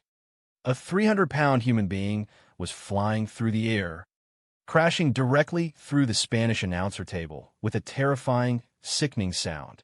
Backstage, the locker room exploded in sheer panic. It was like witnessing a high-speed car accident. Many genuinely thought Mick Foley was dead. He lay completely motionless in the wreckage of the table. At home, Colette Foley was watching with her 2 young children. To soothe them, she kept repeating that it was all fake, though in her own mind. She was absolutely panicking. The physical calculations of the fall were incredibly precise. If The Undertaker had thrown him just a little too far or a little too short, Mick would have landed directly on the bare concrete floor or crashed into the crowd. Miraculously, Mick had managed to turn his body slightly mid-air, landing relatively flat to cushion the impact. Adrenaline was keeping him conscious. At ringside, Spanish commentator Hugo Savinovic had managed to dive out of his chair just in time to avoid being crushed. Terry Funk was the first to reach Mick's side, desperately checking to see if his friend was still breathing. Dr. Francois Petit, the WWF's on-site physician at the time, was summoned in a panic. Petit, a highly respected medical professional with a background in martial arts, rushed to the scene. The emergency medical technicians attempted to bring a gurney down to the ringside area, but the heavy steel cage blocked their path. The crew had to physically raise the cell, with the Undertaker still standing on top of it, just to allow the medical team to load Mick onto the stretcher. As they began wheeling him away, the audience and the commentators assumed the match was officially over. Part 6, The Unplanned Disaster. But Mick Foley was not done. As he lay on the stretcher, he realized that the longer he remained in the arena, the more deeply the audience was invested in the story. Despite the immense pain and a dislocated shoulder, the adrenaline convinced him that he could continue. He pushed the medical staff away, got off the gurney, and began climbing the cell once again. Backstage, officials and fellow wrestlers were screaming for him to stop. But Mick was driven by an unyielding determination. He climbed back to the top of the structure, setting the stage for the next planned spot in the match. The next sequence was supposed to be far less dangerous. The plan was for The Undertaker to execute a choke slam on top of the cage, and the mesh was designed to gradually sag and give way, allowing The Undertaker to slide Mick down into the ring for a dramatic visual. But the execution went horribly wrong. When The Undertaker lifted Mick and slammed him down, the support structure did not sag. It broke instantly and completely. Mick was launched straight through the roof, falling feet first and landing flat on his back on the hard ring mat below. This mat, as wrestlers know, is not soft. It is thin padding over solid steel and wood, offering a surface as unforgiving as concrete. To make matters worse, a heavy, solid steel folding chair that had been sitting on top of the cage fell directly behind him, striking Mick squarely in the face as he landed. Backstage, the reaction was pure horror. Jim Cornette was screaming at his television, desperately trying to call the production desk to get them to stop the match. But the phone lines were jammed. In the ring, Mick lay completely motionless. He had been legitimately knocked out cold for approximately 42 seconds, an eternity in live television. The medical staff, along with Terry Funk, flooded the ring. The Undertaker, still standing on top of the cage, looked down in genuine fear. He looked at Terry Funk and asked if Mick was still alive. Funk checked and confirmed that he was indeed still breathing. In an effort to buy Mick time to regain consciousness, Terry Funk ad-libbed, stepping up to The Undertaker and provoking him into a physical altercation to draw the crowd's attention away from the unconscious Foley. By all modern medical standards, the match should have been stopped immediately. But in that era, matches were rarely stopped. Instead, performers bought time. When Mick finally regained consciousness, the first thing he saw was Terry Funk's shoes. Realizing he was still in the middle of a live pay-per-view, he slowly dragged himself to his feet. The camera caught a gruesome, unforgettable image that would define his career. Mick was smiling, his face covered in blood, with his tongue visibly sticking through a deep, massive tear beneath his lower lip. One of his teeth had been knocked out by the steel chair and had somehow been forced up into his nasal cavity, visible to millions of viewers at home. The match entered its final, agonizing phase. Mick, still operating in a complete daze, insisted on introducing thousands of metal thumbtacks into the ring. He was slammed directly onto them, deliberately rolling around to ensure they stuck to his bare flesh, maximizing the visual impact for the fans. Finally, after 17 grueling minutes of physical destruction, The Undertaker pinned Mankind to bring the match to an end. The crowd of 16,000 went absolutely wild. Mick refused to be carried out on a stretcher, choosing instead to walk out on his own 2 feet, cementing his status as an icon who simply could not be broken. Part 7. The bill comes due. Behind the curtain, the atmosphere was a mix of relief and profound concern. One of the first people to greet Mick was Vince McMahon. McMahon looked at him and said, "Mick, I want to thank you for what you've done for my company, and I want you to promise me that you will never do anything like it again." He then ordered the staff to immediately begin pulling the thumbtacks out of Mick's body. Mick was so severely concussed that as the doctors were plucking the tacks from his flesh, he turned to The Undertaker and asked, "Did we do the thumbtack spot?" He had no memory of the final minutes of the match. The physical toll of that single 17-minute encounter was staggering. Mick suffered a severely dislocated jaw, a dislocated shoulder, a bruised kidney that plagued him for 6 weeks, a massive concussion, a torn lip requiring 15 stitches, and the loss of 2 teeth. His wife, Colette, had to help him undress and get into bed that night, witnessing firsthand the devastating reality behind the television spectacle. Yet, from a career perspective, that match changed everything. It sparked a massive renaissance for Mick Foley. He went from a performer Vince McMahon did not want on his television screen to the world championship holder just 6 months later. But with that massive success came a dangerous precedent. The bar had been raised to an astronomical height. Mick felt a constant, heavy pressure to live up to his newfound reputation as the hardcore legend, leading him to take risks that his body could no longer afford. Just 7 months after the events in Pittsburgh, Mick Foley pushed his limits once again in an infamous "I Quit" match against The Rock, despite warnings from his peers that the concept was highly dangerous. Mick insisted on going through with it. During the match, Mick was handcuffed behind his back, rendering him completely unable to protect himself. Instead of taking the pre-planned 5 steel chair shots to the head, he took 11 consecutive, unprotected blows. His family sat in the front row, forced to watch their father endure genuine head trauma for the sake of a television storyline. His children were far too young to distinguish between performance and reality. In a very real sense, Mick suffered significant brain damage for a television angle. His daughter later admitted that she has no singular happy memory of her father ever wrestling, largely because the trauma of watching him endure those 11 headshots was so deeply buried in her mind.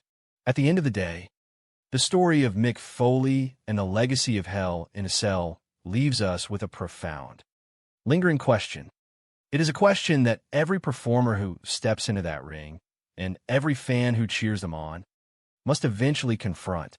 We watch these athletes risk their lives, their minds, and their long-term health for 15 minutes of fleeting glory. We applaud the sacrifice, we chant their names, and we enshrine them in history. But as the years roll on, and the physical bill for those 15 minutes finally comes due.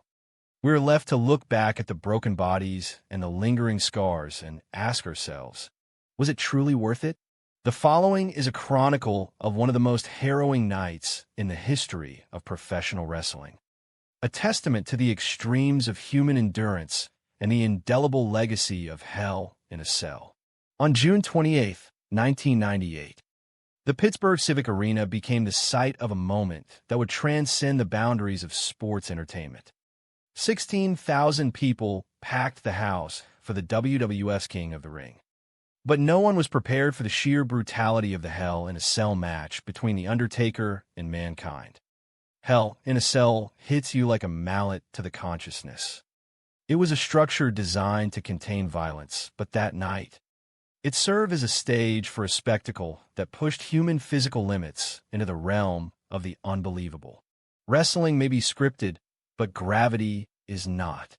I have been frightened by many things in my decades of covering this business, but nothing chilled me to the bone like the events of that night. What left the audience and those of us at the announce table stunned was the unrelenting punishment. Meek fully endured. Until you saw it, you did not believe that a person could physically survive such trauma and live.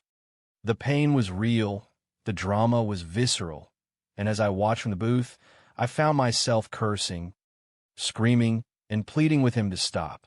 To understand Mick Foley, one must look at the void he was trying to fill. Everyone who enters wrestling is searching for something missing in their own lives. For Mick, it was a profound need to be liked, a response to the teasing he endured as a child. He realized early on that if he could not make people love him, he could make them feel something so intense, whether it be awe or disgust, that they could not look away. He became the hardcore legend, a man who survived hell in a cell. But the cost of his success was a lifetime of collateral damage. Before he was a household name in the WWF, Mick honed his craft in the brutal death matches of Japan, studying tapes of violence for hours on end to master the art of storytelling through physical suffering. When he first arrived in the WWF, Vince McMahon did not see him as a star. He viewed Mick as unmarketable and unattractive. It took the persistence of Jim Ross to get him through the door. Once inside, Mick birthed the Mankind character, a role that likely would have failed with anyone else, because Mick possessed a unique, self-destructive commitment to his craft. Heading into that fateful June night, the Mankind-Undertaker feud had plateaued. They needed a spark. In a casual conversation, Terry Funk joked about starting a match on top of the cell and being thrown off. Mick didn't laugh. He saw an opportunity. He pitched the idea to Undertaker and Mr. McMahon, not as a career-defining move, but as a desperate attempt to keep his head above water. The match began with a terrifying climb to the roof of the cage, a structure held together by nothing more than zip ties. As they stood nearly 20 feet above the ring, the mesh began to give way. Then came the moment that changed everything. Undertaker flung Mick from the top of the cage, sending him crashing through the Spanish announce table. The sound of the impact was sickening. Everyone in the back exploded in concern, convinced they had just witnessed a tragedy. Yet, to the horror of the medics and the astonishment of the world, Mick Foley stood up and insisted on continuing. He climbed back to the top of the cage, but the structure had been compromised. A planned chokeslam sent Mick plummeting through the steel mesh, hitting the solid canvas ring below. A heavy steel chair fell behind him, striking him in the face and knocking him unconscious. The first time in his career he had been completely out cold. When he finally stirred, he was a mess. A tooth had been driven into his nasal passage. His shoulder was dislocated, and he was suffering from a severe concussion. Still, he refused to quit. He even rolled in a bag of thumbtacks to ensure the audience felt the full impact of his performance. When the match finally ended, the crowd gave him a standing ovation. He had pushed his body to the edge of human endurance, and in doing so, he had secured his place in history. Yet the road did not end there. 7 months later, he endured 11 unprotected chair shots in an I Quit match against The Rock, a moment that remains agonizing for his family to recall. Mick Foley always wanted to overdeliver, believing he owed it to the industry to provide something the fans had never seen before. But as we look back on his career, the question remains. He changed the industry forever, but at a price that only he truly paid. Every one of us who saw it must ask ourselves, was it worth it? Chào bạn, tôi rất vinh hạnh được đồng hành cùng bạn trong dự án này. Với tư cách là một nhà bình luận thể thao có nhiều năm chứng kiến những thăng trầm, những góc khuất đen tối và cả những hào quang rực rỡ nhất của ngành công nghiệp đấu vật chuyên nghiệp, tôi đã truyền thể trọn vẹn dữ liệu bạn cung cấp thành một kịch bản phim tài liệu điều tra chuyên sâu mang đậm phong cách truyền hình Mỹ. Toàn bộ kịch bản dưới đây được viết bằng ngôn ngữ gốc của dữ liệu, tiếng Anh, và tuân thủ nghiêm ngặt các quy tắc. Không dùng chữ số, tất cả được viết bằng chữ, không viết tắt. Không sử dụng emoji hay ký tự trang trí. Giữ đúng tính khách quan của một bộ phim tài liệu điều tra và không tự sáng tác thêm sự kiện nằm ngoài dữ liệu. Dưới đây là kịch bản hoàn chỉnh dành cho bạn. The Gritty Masterpiece of Pittsburgh. Part 1. The Drop into the Abyss. On June 28, 1998, at the World Wrestling Federation pay-per-view, known as King of the Ring, a single encounter was destined to permanently etch its name into the dark chronicles of professional wrestling history. It was the legendary Undertaker squaring off against Mankind inside the unforgiving steel structure, known as Hell in a Cell. The concept of hell in a cell hits you like a massive mallet straight to the consciousness. Those who witnessed the preparation knew it was going to be an intense affair, but no one could truly anticipate that it would push past the boundaries of sanity. The match featured two extraordinary talents out there in the squared circle. Individuals who genuinely liked to push that psychological and physical envelope until it completely fell over the razor-thin edge of safety. There's an old, cynical saying among critics that professional wrestling is fake. However, as anyone who has stood near the squared circle understands, you simply cannot fake gravity. Throughout a long career, seasoned veterans have been frightened by a multitude of terrifying things in the professional wrestling business. Yet, nothing caused as much pure fright as what transpired on that warm June night. At least until later on in the match anyway. What left the stadium full of fans completely stunned was the unrelenting, brutal punishment that Mick Foley endured throughout the night. Until you saw it with your own two eyes. You simply did not believe that a human person could physically endure this level of trauma and walk away alive. This match was entirely real. The agonizing pain was real. The unfolding drama was real. Behind the scenes and at the broadcast booth, observers found themselves cursing and screaming, calling him a freaking idiot for what he was putting his body through. The question echoed through the arena and remains down to this day. Why are you doing this? As one of the most infamous matches in the history of the industry, the enduring legacy of Hell in a Cell persists simultaneously as an epic success and a stark cautionary tale. Looking back at the footage and the medical reports, it is clear that the industry dodged bullets that day.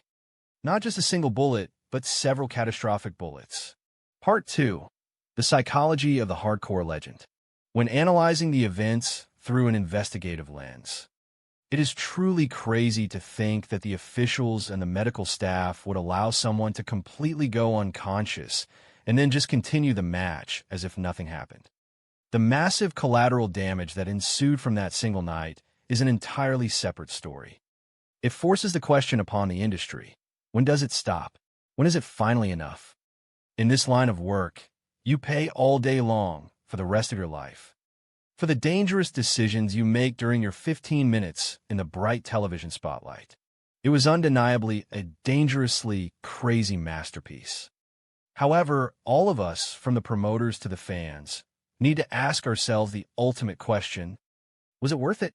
According to the personal reflections of those who lace up the boots, Everyone who gets into the professional wrestling business is searching for something that they find missing inside their own personal lives.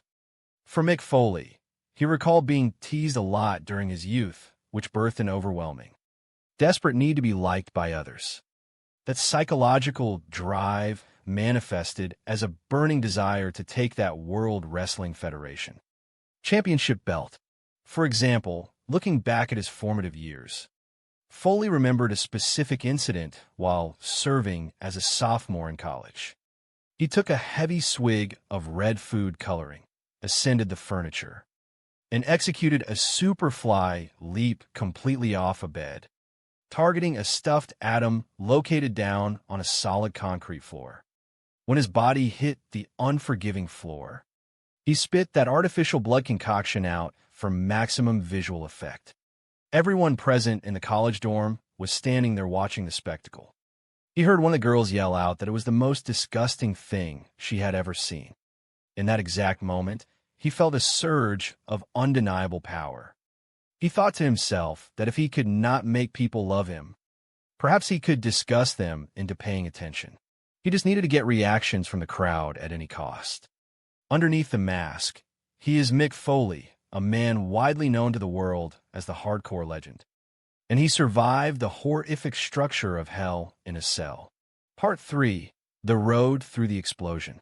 To many modern observers, Hell in a Cell serves as a perfect gateway match.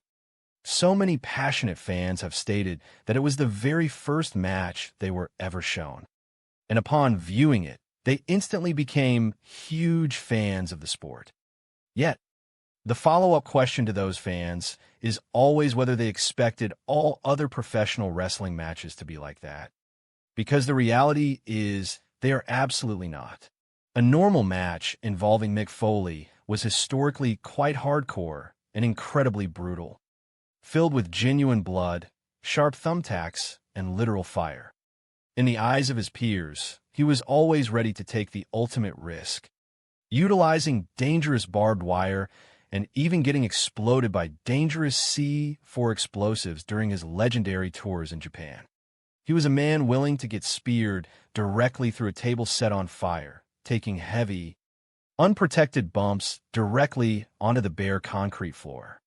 Onlookers would scream out in horror as his body hit right on the concrete. He put his physical body through so much sheer trauma. According to his daughter, Mickey Foley, her dad simply loves the profound reaction of the crowd. Whether it is an exclamation of shock or a nasty, gross type of pop from the audience. His other daughter, Noelle Foley, echoed this sentiment. Acknowledging the sheer magnitude of what her father, Mick Foley, did to achieve stardom. Realism was the primary tool in his professional arsenal. Foley admitted that he did not think he was having a good match unless he experienced severe physical trouble just trying to get back to his hotel room at night. He did not enjoy the physical pain itself, but rather enjoyed the fact that he possessed the unique ability to take that punishment and sell it to the audience in a way that made the show fun. The danger was always present, such as the terrifying moments where he found himself hung by his neck in the ring ropes. It caused those closest to him to question the sanity of the profession. His wife, Colette Foley, who has known him for over 35 years, recalled that when she first met Mick, she noticed the gentleness in his eyes. He was a genuinely nice, gentle person whose corny jokes and terrible humor made her fall in love with him. Their chosen wedding song was actually the theme from Beauty and the Beast. They formed a highly successful team. She understood his deep commitment to the craft. When the powerful adrenaline was pumping through his veins, he just wanted the people to leave the arena talking about how great the show was, even if it came at his own immense physical risk. That was his primary drive, to keep going and to get progressively more crazy along the way. Part 4. From Cactus Jack to the Corporate Cage. To understand the escalation, one must examine the evolution of his personas. He developed a wild television personality called Cactus Jack. The promoters quickly realized you simply could not stop Cactus Jack. He was a wild and incredibly crazy guy, to the point where the audience genuinely thought he might be clinically insane. Yet, he possessed an undeniable charisma. You could not take your eyes off this guy because he was completely different and highly unusual, according to Jim Cornette, who served as a producer and an agent for the World Wrestling Federation at the time of the Hell in a Cell match. Mick was excellent with the deep psychology of his matches. He knew that the fans gravitated toward people who appeared completely out of control, fighting opponents and acting like someone who was actively going against the script. He could take the audience on a wild ride with him, masterfully eliciting the exact emotional response he desired. By doing so, the collective attention of the industry would be focused squarely on him, and his professional reputation would grow exponentially. The reality of his early life was modest.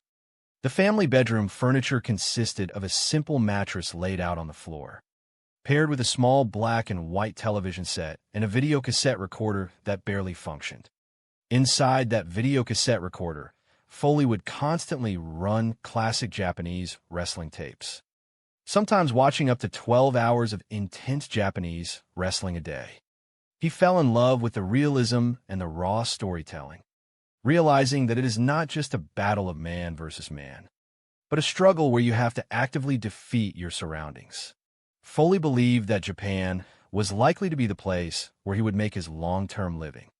The promoters overseas were looking for a tough foreigner who could engage in a legendary feud with the iconic Terry Funk.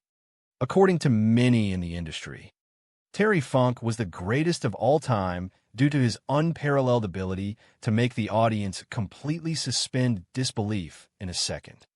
Terry Funk became a vital mentor to Mick, and they began working closely together in highly explosive, bloody, violent, and fiery death matches across Japan. Foley was drawn to the wild nature of the sport, often finding himself on his hands and knees in pools of blood, viewing that physical sacrifice as definitive proof that he had accomplished something special. It was a unique place where he could make himself stand out. Consequently, Foley never saw himself becoming a typical World Wrestling Federation guy. In the World Wrestling Federation at that specific time, it was not a parental guidance era, but rather a general-rated era that was very bland. For someone possessing mixed violent style, his work did not gel with what the company was selling to the public. His travel partner and best friend, Al Snow, recalled that the head of the company, Vince McMahon, initially did not want to hire Mick Foley. McMahon did not think he was marketable or physically attractive enough for national television. According to Jim Ross, who was serving as the vice president of talent relations at the time, he had to convince McMahon to hire Mick based on his own veteran observations of talent. Ross knew he needed to find reliable dancing partners for the top superstars in the company. The Undertaker was one of the biggest stars in the history of the business. Vince McMahon kept trying to find literal giants to face The Undertaker, which resulted in matches that were boring and dull. What The Undertaker truly needed was a psychological lunatic. Reports from the back suggest that Vince McMahon slammed his hand down on a table and reluctantly agreed to bring Foley in under a mask, stating that he wanted his face covered up so nobody would know who he was, viewing him as a nobody. The creative team then constructed the character known as Mankind, according to veteran performer Jerry Briscoe. The bizarre concept of Mankind would not have worked with anybody else but Mick Foley. The character was so intense that he would pull his own hair out in the middle of the ring. The analysts agree that without a deep emotional connection to the audience and a defined character, everything else in wrestling is meaningless. The fans could sense Foley's absolute commitment. The ultimate goal was to establish him as a great, formidable opponent for The Undertaker, as Foley was a man willing to try absolutely anything. Part 5. The escalation of his cell. The Undertaker and Mankind laid a massive foundation, competing against each other in 7 pay-per-view matches and 10 television matches. traveling across the globe together. However, Foley felt his character had hit a plateau. He knew he had to do something drastic to add to their legacy rather than detract from it. For the 1998 King of the Ring event, the producers planned to reignite the historic feud inside the newly developed Hell in a Cell. Historically, traditional cage matches in the company required the competitors to escape either by climbing over the top or exiting through the cage door. The creative minds decided to change the rules by putting a solid roof on the cage, ensuring both men went in and only one would emerge. The very first Hell in a Cell match featured Shawn Michaels and The Undertaker, setting a massive milestone for the business. To many analysts, that initial encounter remains technically the best one. Foley recalled watching that match open-jawed, realizing he could not physically replicate the athletic things those performers did. Some 9 months later, it was time for The Undertaker and Mankind to enter the structure. Seeking inspiration, Foley asked his mentor Terry Funk what they should do. As a joke, Funk laughed and suggested it would be funny if the match actually started on very top of the cell, and if Mankind was thrown completely off the structure. Although uttered as a joke, Foley stopped laughing, looked at Funk, and stated that he believed he could actually pull it off. Foley could not get the dangerous idea out of his head. He subtly pitched the idea of being thrown off the top of the cage to both The Undertaker and Mr. McMahon during a casual conversation. The Undertaker was initially not on board with throwing Foley off the top of the cell, but Foley was completely dead set on the idea, eventually getting others on board until the plan was locked in. Foley did not view the match as a second act to his career. He viewed it merely as a desperate way to keep his head above water, believing that when this specific run was completed, his career would be too. Jim Ross was informed of the high spots beforehand, trusting that if Foley could visualize it, he could execute it safely. As the match commenced at the Pittsburgh Civic Arena in front of 16,000 eager fans, the pressure on Foley was immense. He knew the audience was comparing this to the previous masterpiece by Shawn Michaels and The Undertaker, and he was determined to outdo it, despite not being the most nimble athlete in the world. Part 6, The Fall and the Aftermath. Referee Jimmy Corderas and producer Jerry Briscoe watched the events unfold intently from the backstage monitors. Jim Ross and Jerry Lawler called the action at ringside, completely unaware of the sheer madness that was about to transpire. Foley ascended the cage at the very beginning of the match, shocking the audience. He had never actually been on top of the cell prior to that moment. While he had assured Mr. McMahon and The Undertaker that he had inspected it, the reality was that he was terrified of heights. As The Undertaker's ominous music echoed through the arena, Foley found himself wondering how he could gracefully climb down without destroying his career. The match officially got underway on top of the structure. The production crew had attached the top mesh sections of the cage using simple zip ties. When the two heavy individuals took a step, the mesh dangerously gave way by about a foot, and the sound of zip ties popping could be heard. Foley attempted to execute a suplex on The Undertaker, but The Undertaker wisely cut the move off, recognizing the high probability that they would both crash through the roof. The brawling continued toward the edge of the cage, directly above the broadcast tables. At ringside, the commentators believed there was simply no way in hell that Foley would take a tumble from that height, as the margin for error was virtually non-existent. The announcer table below looked incredibly small, like a dollhouse. Then the unthinkable happened. The 300-pound human being was flung from almost 20 feet above, hurtling fast toward the announcer table. To those involved, the moment felt like it occurred in slow motion, yet passed in the blink of an eye. A horrific crash echoed through the arena as Foley smashed completely through the Spanish announcer table. The sound was terrifying. Backstage, the locker room exploded in deep concern, witnessing what looked like a fatal car accident. Many genuinely thought he was dead. In an industry filled with bizarre occurrences, nobody had ever attempted a feat this dangerous. At ringside, the fans stood in absolute shock. Foley's family, watching the broadcast, scrambled to process the visual trauma, with Colette trying to soothe their young children by telling them it was fake, despite her own internal panic. Remarkably, the fall went as perfectly as it could have. In midair, Foley managed to turn his body to land flat on his back, cushioning the impact and saving his life.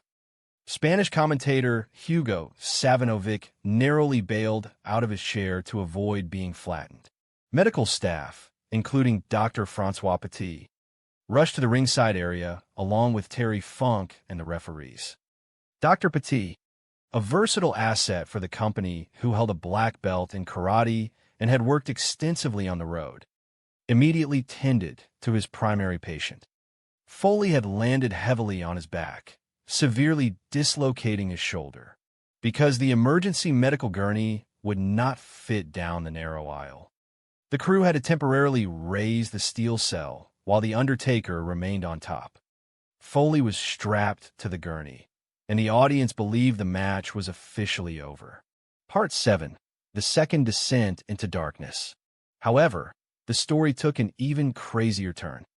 Driven by the immense roar of the crowd and the surging adrenaline, Foley defied the wishes of the medical staff and climbed off the gurney. He began walking back to the cell, determined to finish what he started. The locker room watched in utter disbelief, calling him the craziest, dumbest son of a bitch in the business. Foley managed to climb back to the top of the cell for a second time. The next scheduled spot in the storyline was intended to be far less dangerous. The performers had previously agreed upon a single chokeslam, expecting the mesh roof to gradually give way so the Undertaker could visually stuff Mankind down through the hole. But the structure failed catastrophically. The mesh broke instantly upon impact. It was a completely different and far more dangerous situation than the first fall. Foley plummeted straight through the roof, hitting the solid ring mat below with terrifying force. The ring mat offers no true cushion. Hitting it from that height is equivalent to striking solid cement. To make matters worse, a heavy, solid metal folding chair fell directly behind him, striking him squarely in the face upon impact. The locker room flooded the cage immediately. Foley was legitimately knocked out cold for approximately 42 seconds, a period of time he has absolutely no memory of down to this day. His family was furious and shocked, believing he had betrayed their trust by hiding this second catastrophic stunt. Inside the ring, a terrified Undertaker looked at Terry Funk and told him to check if Foley was still alive. Funk reported back that he was breathing. In a desperate bid to buy the unconscious Foley some valuable time to recover, Funk ad-libbed, walking up to the Undertaker and telling him to hit him, drawing the crowd's focus away from the fallen superstar. When Foley finally regained consciousness, the first thing he saw were Terry Funk's shoes. Realizing he was still in the middle of a live match, he miraculously stood up. His face was a complete mess. He had sustained a massive wound underneath his lip. In a surreal moment of showmanship, Foley took his tongue and stuck it completely through the open wound for the television cameras, offering a bloody smile to the audience. The heavy impact of the chair had knocked his teeth out, with one tooth miraculously being sucked up into his nasal passage due to his heavy breathing, leaving it visibly sticking out his nostril. The pain was real, but Foley insisted on seeing the match through to its conclusion. He ordered the introduction of thousands of sharp thumbtacks into the ring, purposely rolling around on them to ensure they stuck into his flesh, driven entirely by the overpowering adrenaline. Finally, the 17-minute match came to a close as The Undertaker defeated Mankind. Foley waved off the medical stretcher, walking out of the arena on his own 2 feet to an absolute explosion of respect from the 16,000 fans in attendance. Backstage, a relieved Vince McMahon thanked Foley for his immense sacrifice, but strictly ordered him to never do anything like it again while doctors began plucking the sharp thumbtacks out of his body. Foley, severely concussed, turned to The Undertaker and genuinely asked if they had already performed the thumbtack spot, entirely unaware of his immediate surroundings. The physical toll of that single night was immense. 15 stitches underneath his lip, 2 lost teeth, a dislocated jaw, a dislocated shoulder, a severely bruised kidney that lasted for 6 weeks, and an unconfirmed concussion. Yet, the sacrifice completely transformed his career, sparking a massive renaissance that saw him rise from a performer Vince McMahon did not want to the world champion just 6 months later. Part 8. The breaking point of a legend. The massive success of Hell in a Cell created a dangerous precedent. The bar had been set astronomically high, and Foley felt a persistent pressure to live up to his newly cemented reputation as the hardcore legend. Just 7 months later, Foley pushed his physical limits once again in a brutal showdown against The Rock in an infamous I Quit match. The stipulations dictated that the match could not be stopped for excessive blood loss. Despite warnings from his inner circle that it was a horrible idea, Foley went through with it, riding the massive tidal wave of his stardom. The match proved to be one of the worst days of his family's life. Watching from ringside with the young children, Colette witnessed a display of extreme brutality. Foley had instructed The Rock to lay his shots in heavily. During the climax of the match, Foley was handcuffed, leaving his head completely unprotected. Instead of the originally planned 5-chair shots to the head, the situation escalated, and Foley endured 11 unprotected shots from the heavy steel chair.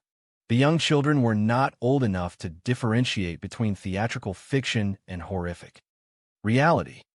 But in the midst of that television fiction, the physical trauma was an absolute fact. Foley sustained genuine brain damage for the sake of a television storyline. Down to this day, his children admit they have no singular memory of their father ever wrestling in the ring, a mental block they attribute to the sheer trauma of witnessing his near-death experiences. To the family, the reality that a normal person could have died from those 11 headshots makes the memory of that match sickening. Ultimately, the journey of the hardcore legend leaves the entire industry at a profound crossroads. Mick Foley understood completely that the violent style he chose would result in great physical discomfort throughout his life. He pushed the absolute limits of human endurance because he felt he owed it to his opponents and to the fans to deliver something entirely unprecedented. But as the lights fade on those historic arenas, the enduring question remains hanging heavily over the legacy of the Cell and the sacrifices made in the name of entertainment. When all is said and done, was it truly worth it? Chào bạn. Tôi rất vinh dự được đảm nhận vai diễn nhà bình luận thể thao huyền thoại để mang đến cho bạn một kịch bản phân tích chuyên sâu, lôi cuốn và đầy cảm xúc về một trong những sự kiện chấn động nhất lịch sử đấu vật chuyên nghiệp. Dưới đây là kịch bản hoàn chỉnh bằng tiếng Anh, tuân thủ nghiêm ngặt mọi yêu cầu của bạn. Không sử dụng bất kỳ chữ số nào, tất cả được viết bằng chữ, không viết tắt. Không sử dụng biểu tượng, emoji hay ký tự trang trí, và bám sát hoàn hảo dữ liệu đầu vào với góc nhìn tài liệu điều tra sâu sắc. On June 28th, 1998, at the World Wrestling Federation King of the Ring pay-per-view event, one single match would earn its place as one of the most shocking, terrifying, and ultimately legendary encounters in the history of professional wrestling. The Undertaker versus Mankind. The structure was Hell in a Cell. As a commentator who has spent decades calling the action, analyzing the psychological warfare, and witnessing the physical tolls of this business, I can tell you that Hell in a Cell hits you like a mallet to the consciousness. Going into that night, everyone in the industry knew it was going to be crazy. But none of us, absolutely none of us, knew it was going to be that crazy. What we had on our hands were 2 generational talents out there who liked to really push the envelope until it fell right over the edge. There's an old, cynical saying among critics that wrestling is fake. But let me tell you something from someone who has stood at ringside and heard the bones rattle. You cannot fake gravity. Throughout my career, I have been frightened by a lot of things in professional wrestling. But nothing, absolutely nothing, frightened me as much as what transpired that night in Pittsburgh, Pennsylvania.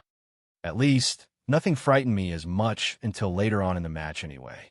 What left the fans in the arena and millions watching at home completely stunned was the unrelenting, almost sadistic physical punishment that Mick Foley endured. Until you saw it with your own eyes. You simply did not believe that a human being could physically survive this and live to tell the tale. This match was not exhibition. This match was real. The pain was real. The drama was real. Behind the scenes, and even on the broadcast, those of us watching were cursing and screaming, calling him an effing idiot. Why are you doing this? That was the question echoing in our minds. Today, the legacy of this infamous Hell in a Cell match persists as both an epic, historic success and a deeply troubling cautionary tale. When we look back at that warm June night, I think we dodged bullets. Not just one bullet, but several. It is truly crazy and perhaps deeply indictment of the business at that time. To think that they would allow a performer to go completely unconscious and then just continue the match as if nothing happened.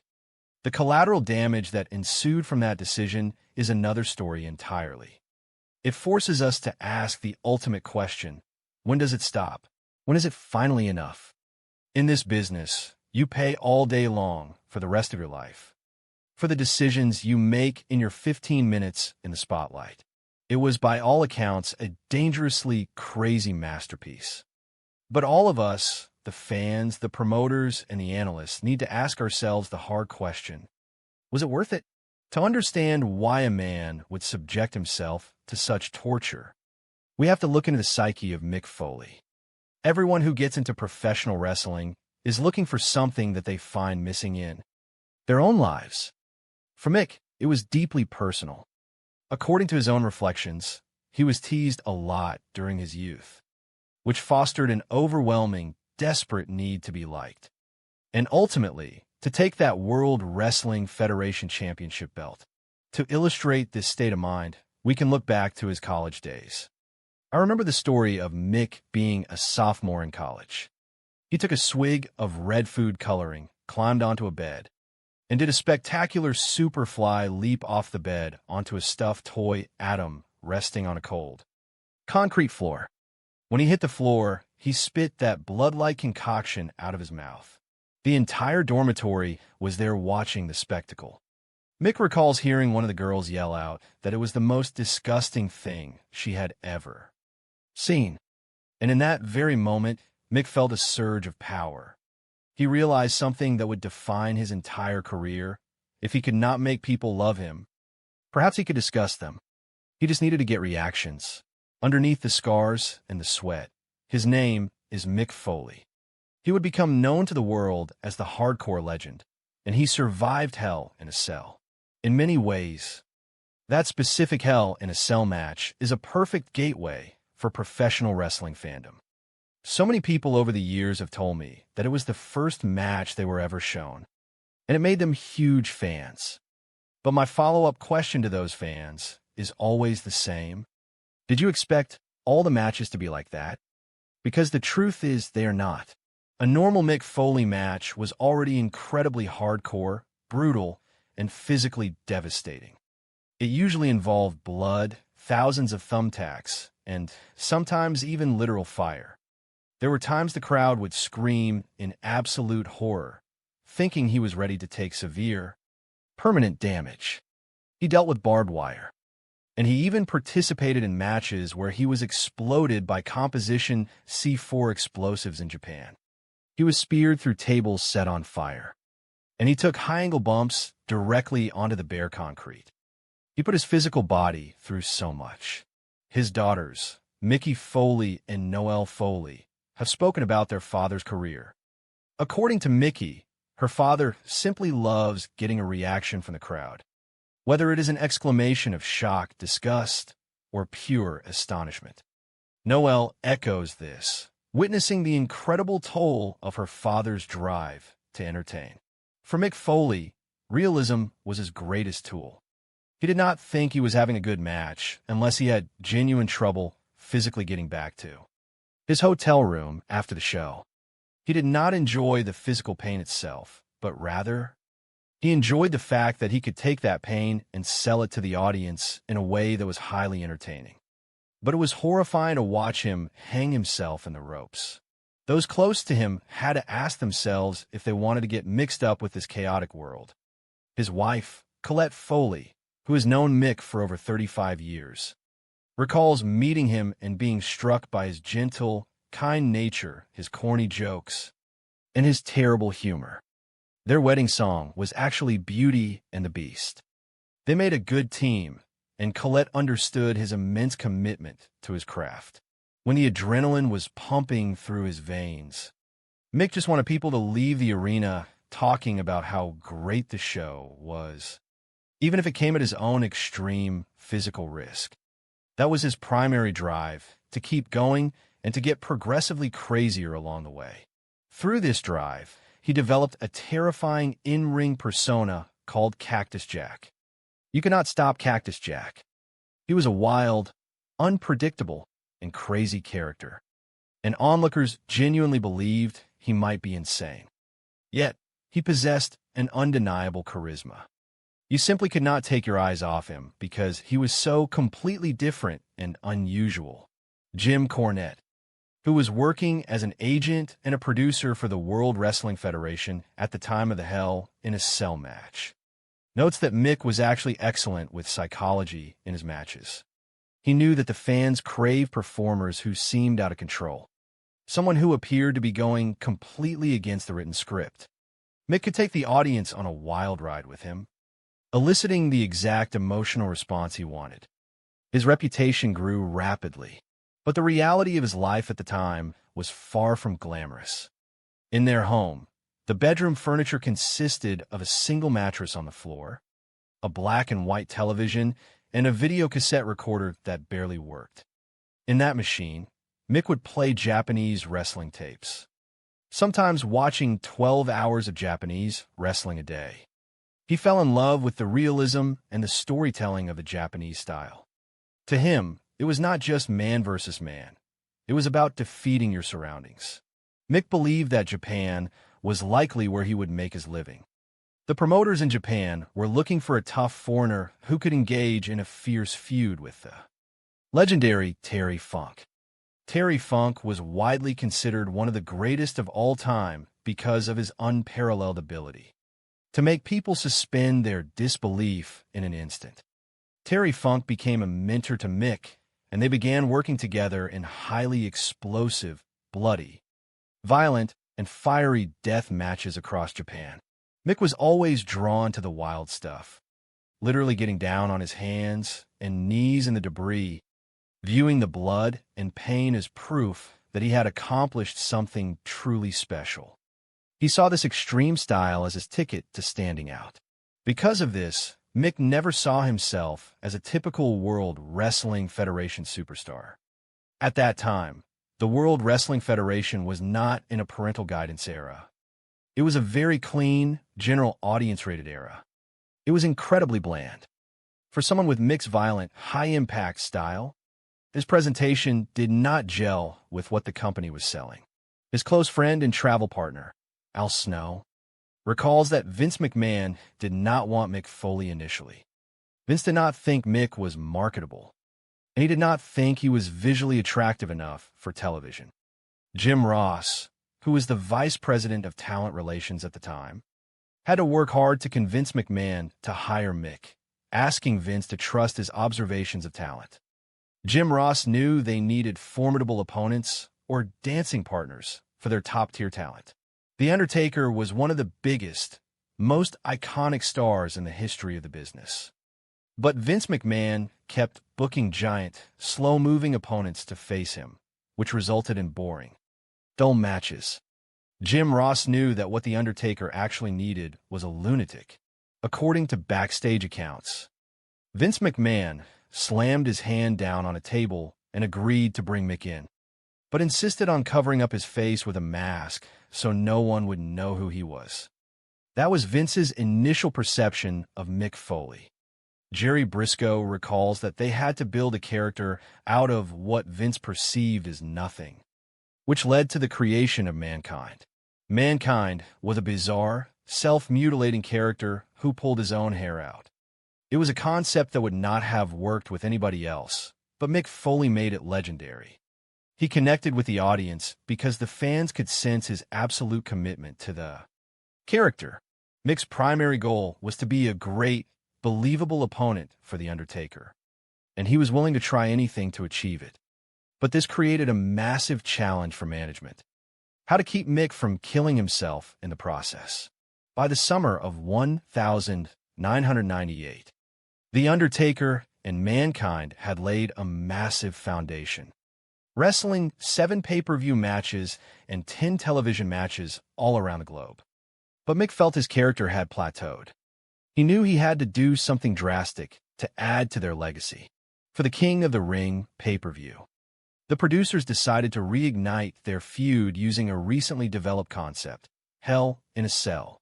Traditionally, cage matches in the World Wrestling Federation were escape-based, where you had to climb over the top or exit through the door. But the creators wanted something different, putting a solid steel roof on the cage so that both men went in and only one came out. The very first Hell in a Cell match between The Undertaker and Shawn Michaels had been a historic milestone. Mick watched that match with his jaw open, realizing he could not do the athletic maneuvers those men did. Now, 9 months later, it was Mick's turn to enter the cell with The Undertaker. Seeking inspiration, Mick asked his mentor Terry Funk what they should do. Terry, laughing, jokingly suggested that Mick should start the match on top of the cell and get thrown off. What started as a joke quickly became an obsession for Mick. He looked at Terry and said he believed he could actually do it. Mick pitched the idea of being thrown off the top of the cell to The Undertaker and Vince McMahon. The Undertaker was initially highly reluctant to throw Mick off the structure, but Mick was absolutely dead set on the idea. Eventually, they got management on board. Mick did not view this as a glorious second act of his career. He saw it merely as a way to keep his head above water, believing that when this run was over, his career would be over too. Jim Ross was assured by Mick that the high spots were planned and that he would be all right.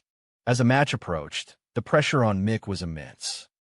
He had to follow the classic Michaels-Undertaker match, and Mick was not the most nimble performer. Jimmy Corderas, a referee and ring crew member, watched from the backstage monitors alongside producer Jerry Briscoe. No one in the back knew what to anticipate. As the show went on the air, Jim Ross and Jerry Lawler called the action.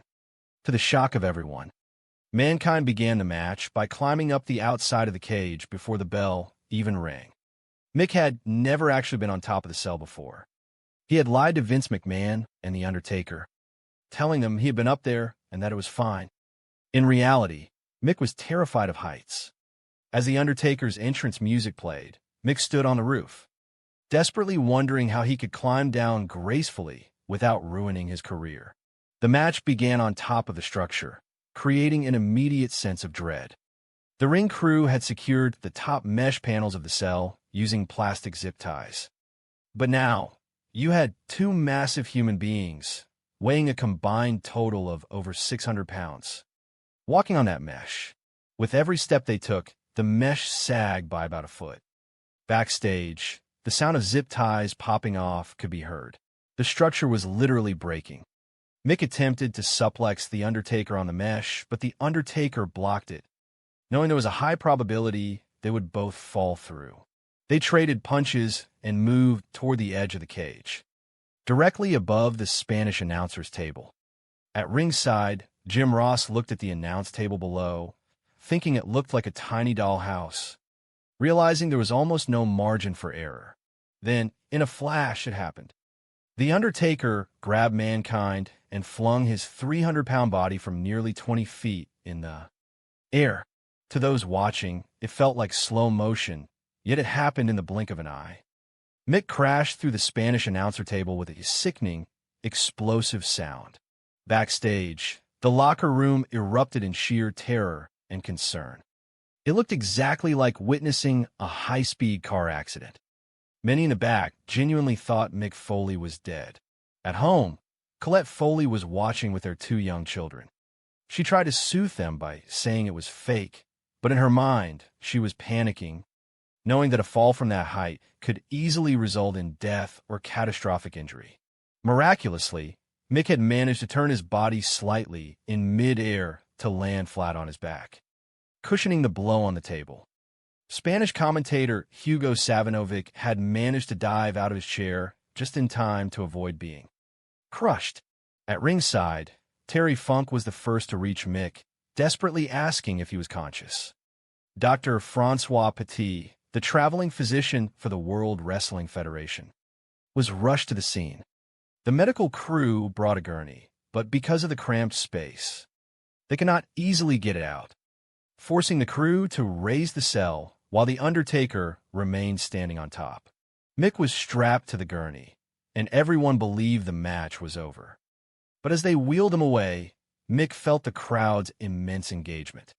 Despite the physical devastation, Mick decided he was going to continue.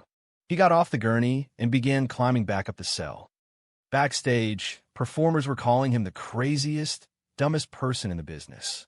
But Mick had pledged to finish the match. This decision, while heroic to the fans, set the stage for an even greater disaster. The next spot they had planned was far less dangerous on paper. They had agreed on a single choke slam on top of the cell, expecting the mesh to gradually give way so the Undertaker could stuff Mick down through the opening. But the structure did not hold as planned. When the Undertaker choke-slammed Mankind on the mesh, the panel gave way instantly and completely. Mick fell straight through the roof, plummeting 15 feet down to the hard ring mat below. This fall was completely different from a first.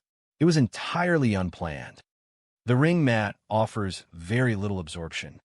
Hitting it from that height is equivalent to hitting solid concrete. To make matters worse, a heavy steel folding chair that had been resting on top of the cell fell directly behind Mick, striking him squarely in the face upon landing.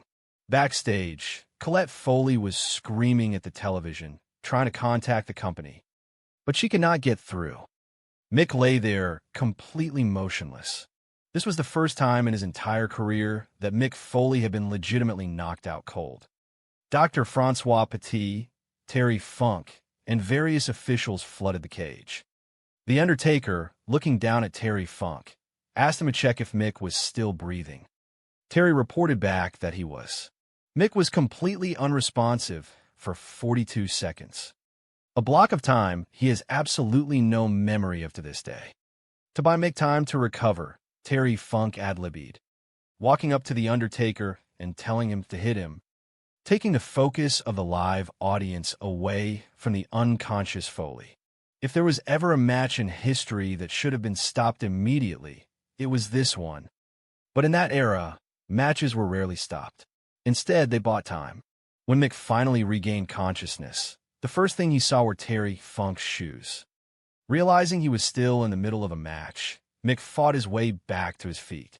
As the physical fog began to clear, Mick's performer instincts kicked in. He had sustained a massive wound beneath his bottom lip. He realized that if he could stick his tongue through the hole in his lip, it would create a striking visual for the television cameras. As the camera zoomed in, Mick was smiling, covered in blood, with a tooth visibly missing. The impact of the steel chair had knocked his tooth out, and because of his heavy, gasping breaths, the tooth had actually been sucked up into his nasal passage, visible inside his nostril. The match continued into its final, agonizing stages. Mick, determined to deliver a spectacular finish, insisted on introducing thousands of thumbtacks into the ring. He purposely rolled around in them, ensuring they stuck deep into his flesh. Finally, after 17 minutes of pure physical torment, The Undertaker defeated Mankind. The 16,000 fans in the Pittsburgh Civic Arena went absolutely insane. Mick refused the stretcher, walking out of the arena on his own 2 feet. This display of superhuman endurance put the fans permanently in his corner. Backstage, the locker room was in awe. Vince McMahon met Mick at the curtain, thanking him deeply for his sacrifice, but making him promise to never do anything like that again. Doctors began plucking the thumbtacks out of his body. In his concussed state, Mick turned to The Undertaker and asked if they had done the thumbtack spot, completely unaware that the doctor was pulling those very tacks out of his back at that exact moment. The physical toll of that single night was staggering. 15 stitches under his lip, 2 lost teeth, a dislocated jaw, a dislocated shoulder, a bruised kidney that lasted for 6 weeks, and a severe concussion. Yet that match sparked a massive career renaissance for Mick Foley. He went from a performer Vince McMahon did not want to see in his ring to becoming the World Wrestling Federation champion just 6 months later. But this success came with a dark side. The massive reactions and the rush of adrenaline pushed Mick to take even greater risks. The bar had been set incredibly high, and Mick felt a profound obligation to live up to his reputation as the hardcore legend, continuously pushing the limits of physical human endurance. Jim Ross warned him that if he continued this style, it would eventually catch up with him. Mick understood the warning, but he did not agree. Just 7 months after the events of Hell in a Cell, Mick Foley pushed his body over the edge once again. At the Royal Rumble, he faced The Rock in an infamous I Quit match. Colette Foley was in the arena with their 2 young children. The match was exceptionally brutal from the beginning.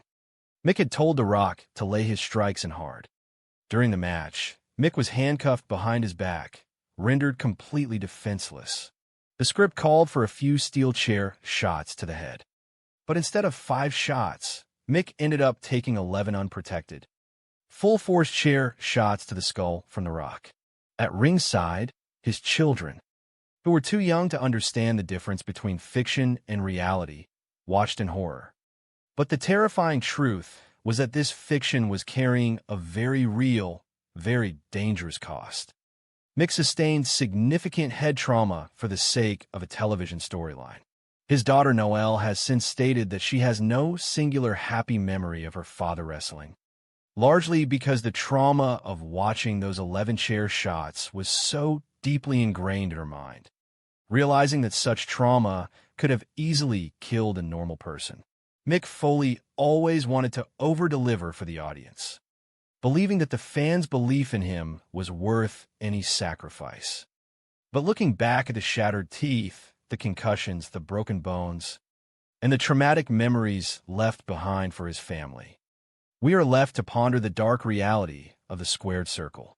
We must look back at that legendary night in Pennsylvania and the brutal road that followed, and ask ourselves the most difficult, lingering question of all: was it truly worth it? The story of the June 28th, 1998 Hell in a Cell match is not just a tale of 2 wrestlers. It is a harrowing journey into the darkest, most compelling corners of professional wrestling, a moment that redefined the physical limits of the human spirit. To understand why Mankind and The Undertaker were willing to destroy themselves in that Pittsburgh ring, we must first understand the man behind the mask. Mick Foley was a man fueled by an overwhelming need for validation. Haunted by a childhood defined by being teased, he discovered a dark form of power during his college years. In a dorm room, he once leaped from a bed onto a stuffed animal on a concrete floor, spitting out a homemade concoction of red food coloring to mimic blood. When he saw the visceral, shocked reaction of those watching, he felt a spark. He realized that if he could not be loved, he could be remembered. He could be feared. He could be hated. He could be a legend. Foley honed his craft in Japan, where he spent 12 hours a day studying tapes of brutal, high-stakes matches. He was drawn to the danger, the fire, the barbed wire, the sea for explosives. It was there that he learned the art of sacrifice. However, when he arrived at the World Wrestling Federation, he was an outsider. The company was in a bland, G-rated era, and Vince McMahon initially saw nothing in Foley. No marketability, no attractiveness, no star power. It took the persistence of Jim Ross to convince McMahon to give him a chance. Even then, McMahon viewed Foley as a blank slate, demanding he hide behind a mask, thus creating the persona of Mankind. By mid-1998, however, the Mankind character had plateaued. Foley knew he needed to add to his legacy rather than detract from it. When the King of the Ring pay-per-view approached, the creative team decided to revisit the feud between Mankind and The Undertaker within the confines of the newly developed Hell in a Cell. The first match of this kind between The Undertaker and Shawn Michaels had set a daunting standard. Seeking a way to outdo it, Foley consulted his mentor, Terry Funk. In a moment of grim irony, Funk suggested it would be funny if they started the match on top of the cell and Foley were thrown off. It was meant as a joke, but for Foley, the idea became an obsession. He was a man who, if he could visualize a spot, he felt compelled to execute it. Despite his personal terror of heights and the genuine concern of those around him, he convinced the powers that be to let him proceed. He wasn't looking at the match as a second act of his career. He was looking at it as a way to keep his head above water, fearing that if this didn't work, his time in the spotlight would be over. On the night of June 28th, Foley stood atop the cell, terrified. The structure, held together by simple zip ties, groaned under the weight of two men. As they neared the edge, the unthinkable happened. The Undertaker flung a 300-pound man into the abyss. It felt like a car accident in slow motion. When Foley crashed through the Spanish announce table, the collective gasps of 16,000 fans echoed a single, terrifying question. Was he alive? In the back, the reaction was pure, unadulterated panic. It was a moment of true, cold reality. Foley miraculously rose, driven by an adrenaline-fueled commitment to the spectacle. He insisted on climbing back up, defying the medical team and his own battered body. But the second act of the plan was where disaster struck. The plan for a choke slam through the top of the cage failed, and instead of a controlled descent, Foley fell directly to the mat with a heavy steel chair following him like a gavel, striking him square in the face. This time, he was knocked out cold. For 42 seconds, there was no one home. As the cage floor flooded with concerned personnel, Terry Funk famously asked The Undertaker to hit him, just to shift the focus and allow the medical team to reach Foley. When Foley finally regained consciousness, his face was a portrait of carnage. A tooth had been driven into his nasal passage, and blood was streaming from his lip. Yet, even in that shattered state, he insisted on finishing the match, crawling into a pile of thumbtacks to give the fans the finale they expected. The aftermath was a blur of stitches, dislocated joints, and bruised organs. But the match changed everything. The fans had invested their belief in him, and he had delivered at the cost of his own well-being. Vince McMahon thanked him backstage, but it was a Pyrrhic victory. The bar had been set so high that Foley felt the pressure to repeat such madness. Only 7 months later, he pushed his luck again in the I Quit match against The Rock. Under the eyes of his own children, he endured 11 unprotected chair shots to the head, a moment that remains a sickening memory for his family and a tragic indictment of the industry's culture at the time. His daughter, Noelle, later struggled to reconcile the hero her father was in the ring with the physical toll those moments took on him. Looking back, we are left to wonder, was it worth it?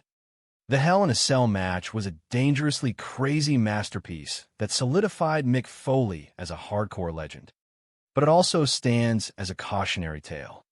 It was a time when the industry didn't stop matches for safety, they bought time. It was a time when characters were built on nothing, and performers were expected to offer everything. As the dust settles on that dark night in Pittsburgh, we are forced to ask ourselves not just about the greatness of the performance, but about the true, Lasting price of the spotlight. The descent into madness. The night the cage changed everything.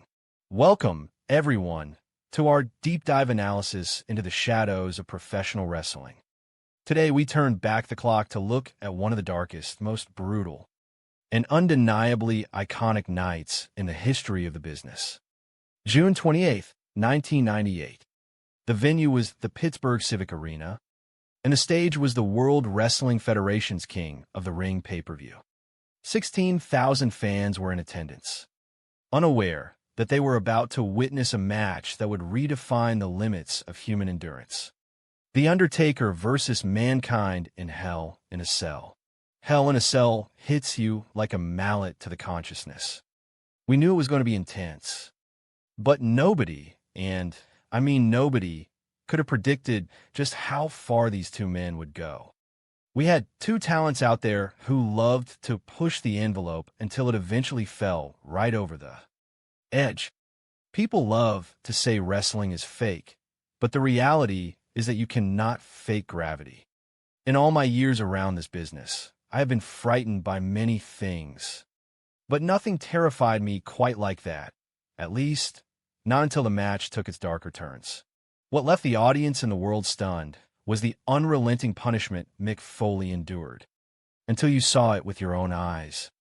You could not believe that a human being could survive such physical trauma and still be breathing. This match was real. The pain was real. The drama was real. For the commentary booth, I was screaming, cursing, and calling him an absolute idiot for doing what he did. Why? Why would anyone willingly put themselves through that? Today, the legacy of that Hell in a Cell match persists as both an epic success and a sobering cautionary tale. Looking back, I think we dodged several bullets that day. It is chilling to consider that they would allow someone to go unconscious and then simply continue. The match. The collateral damage is a story for another time. When does it stop? When is it enough? You pay for the rest of your life for the decisions you make in those 15 minutes under the spotlight. It was a dangerously crazy masterpiece, but it forces us all to ask ourselves one question. Was it worth it? The hardcore legend, searching for validation. To understand the man, you have to understand the void he was trying to fill. Everyone who enters this business is looking for something they find missing in their own lives. For Mick Foley, it was the echo of being teased in school, which morphed into an overwhelming need to be liked and a desperate drive to capture that World Wrestling Federation Championship belt. Consider his perspective as a college student. He took a swig of red food coloring and leapt from a bed onto a stuffed dummy on a concrete floor. When he hit the floor, he spat out that concoction, playing the part of fallen warrior. A girl in the dorm screamed that it was the most disgusting thing she had ever seen. And in that moment, Mick felt a surge of power. He realized that if he could not make people love him, he could at least make them watch, even if it meant disgusting them. He just needed a reaction. That was the origin of the hardcore legend. To the fans, Hell in a Cell became a gateway. So many people have cited it as the first match they were ever shown, the hook that made them fans for life. But my question is always, did you expect every match to be like that? Because they are not. A typical Mick Foley match was already brutal. Thumbtacks, barbed wire, blood, and fire. He was willing to be exploded by explosives in Japan or take bumps directly onto concrete. He just put his body through so much. His daughter, Noelle Foley, noted that her father truly loved getting that audible "oh my God" or that visceral, disgusted reaction from the crowd. For Mick, realism was a tool. He didn't think he was having a good match unless he struggled to even crawl back to his hotel room. He didn't enjoy the pain, but he enjoyed the fact that he could endure it and sell it in a way that felt authentic. The gentle soul behind the Cactus Jack mask.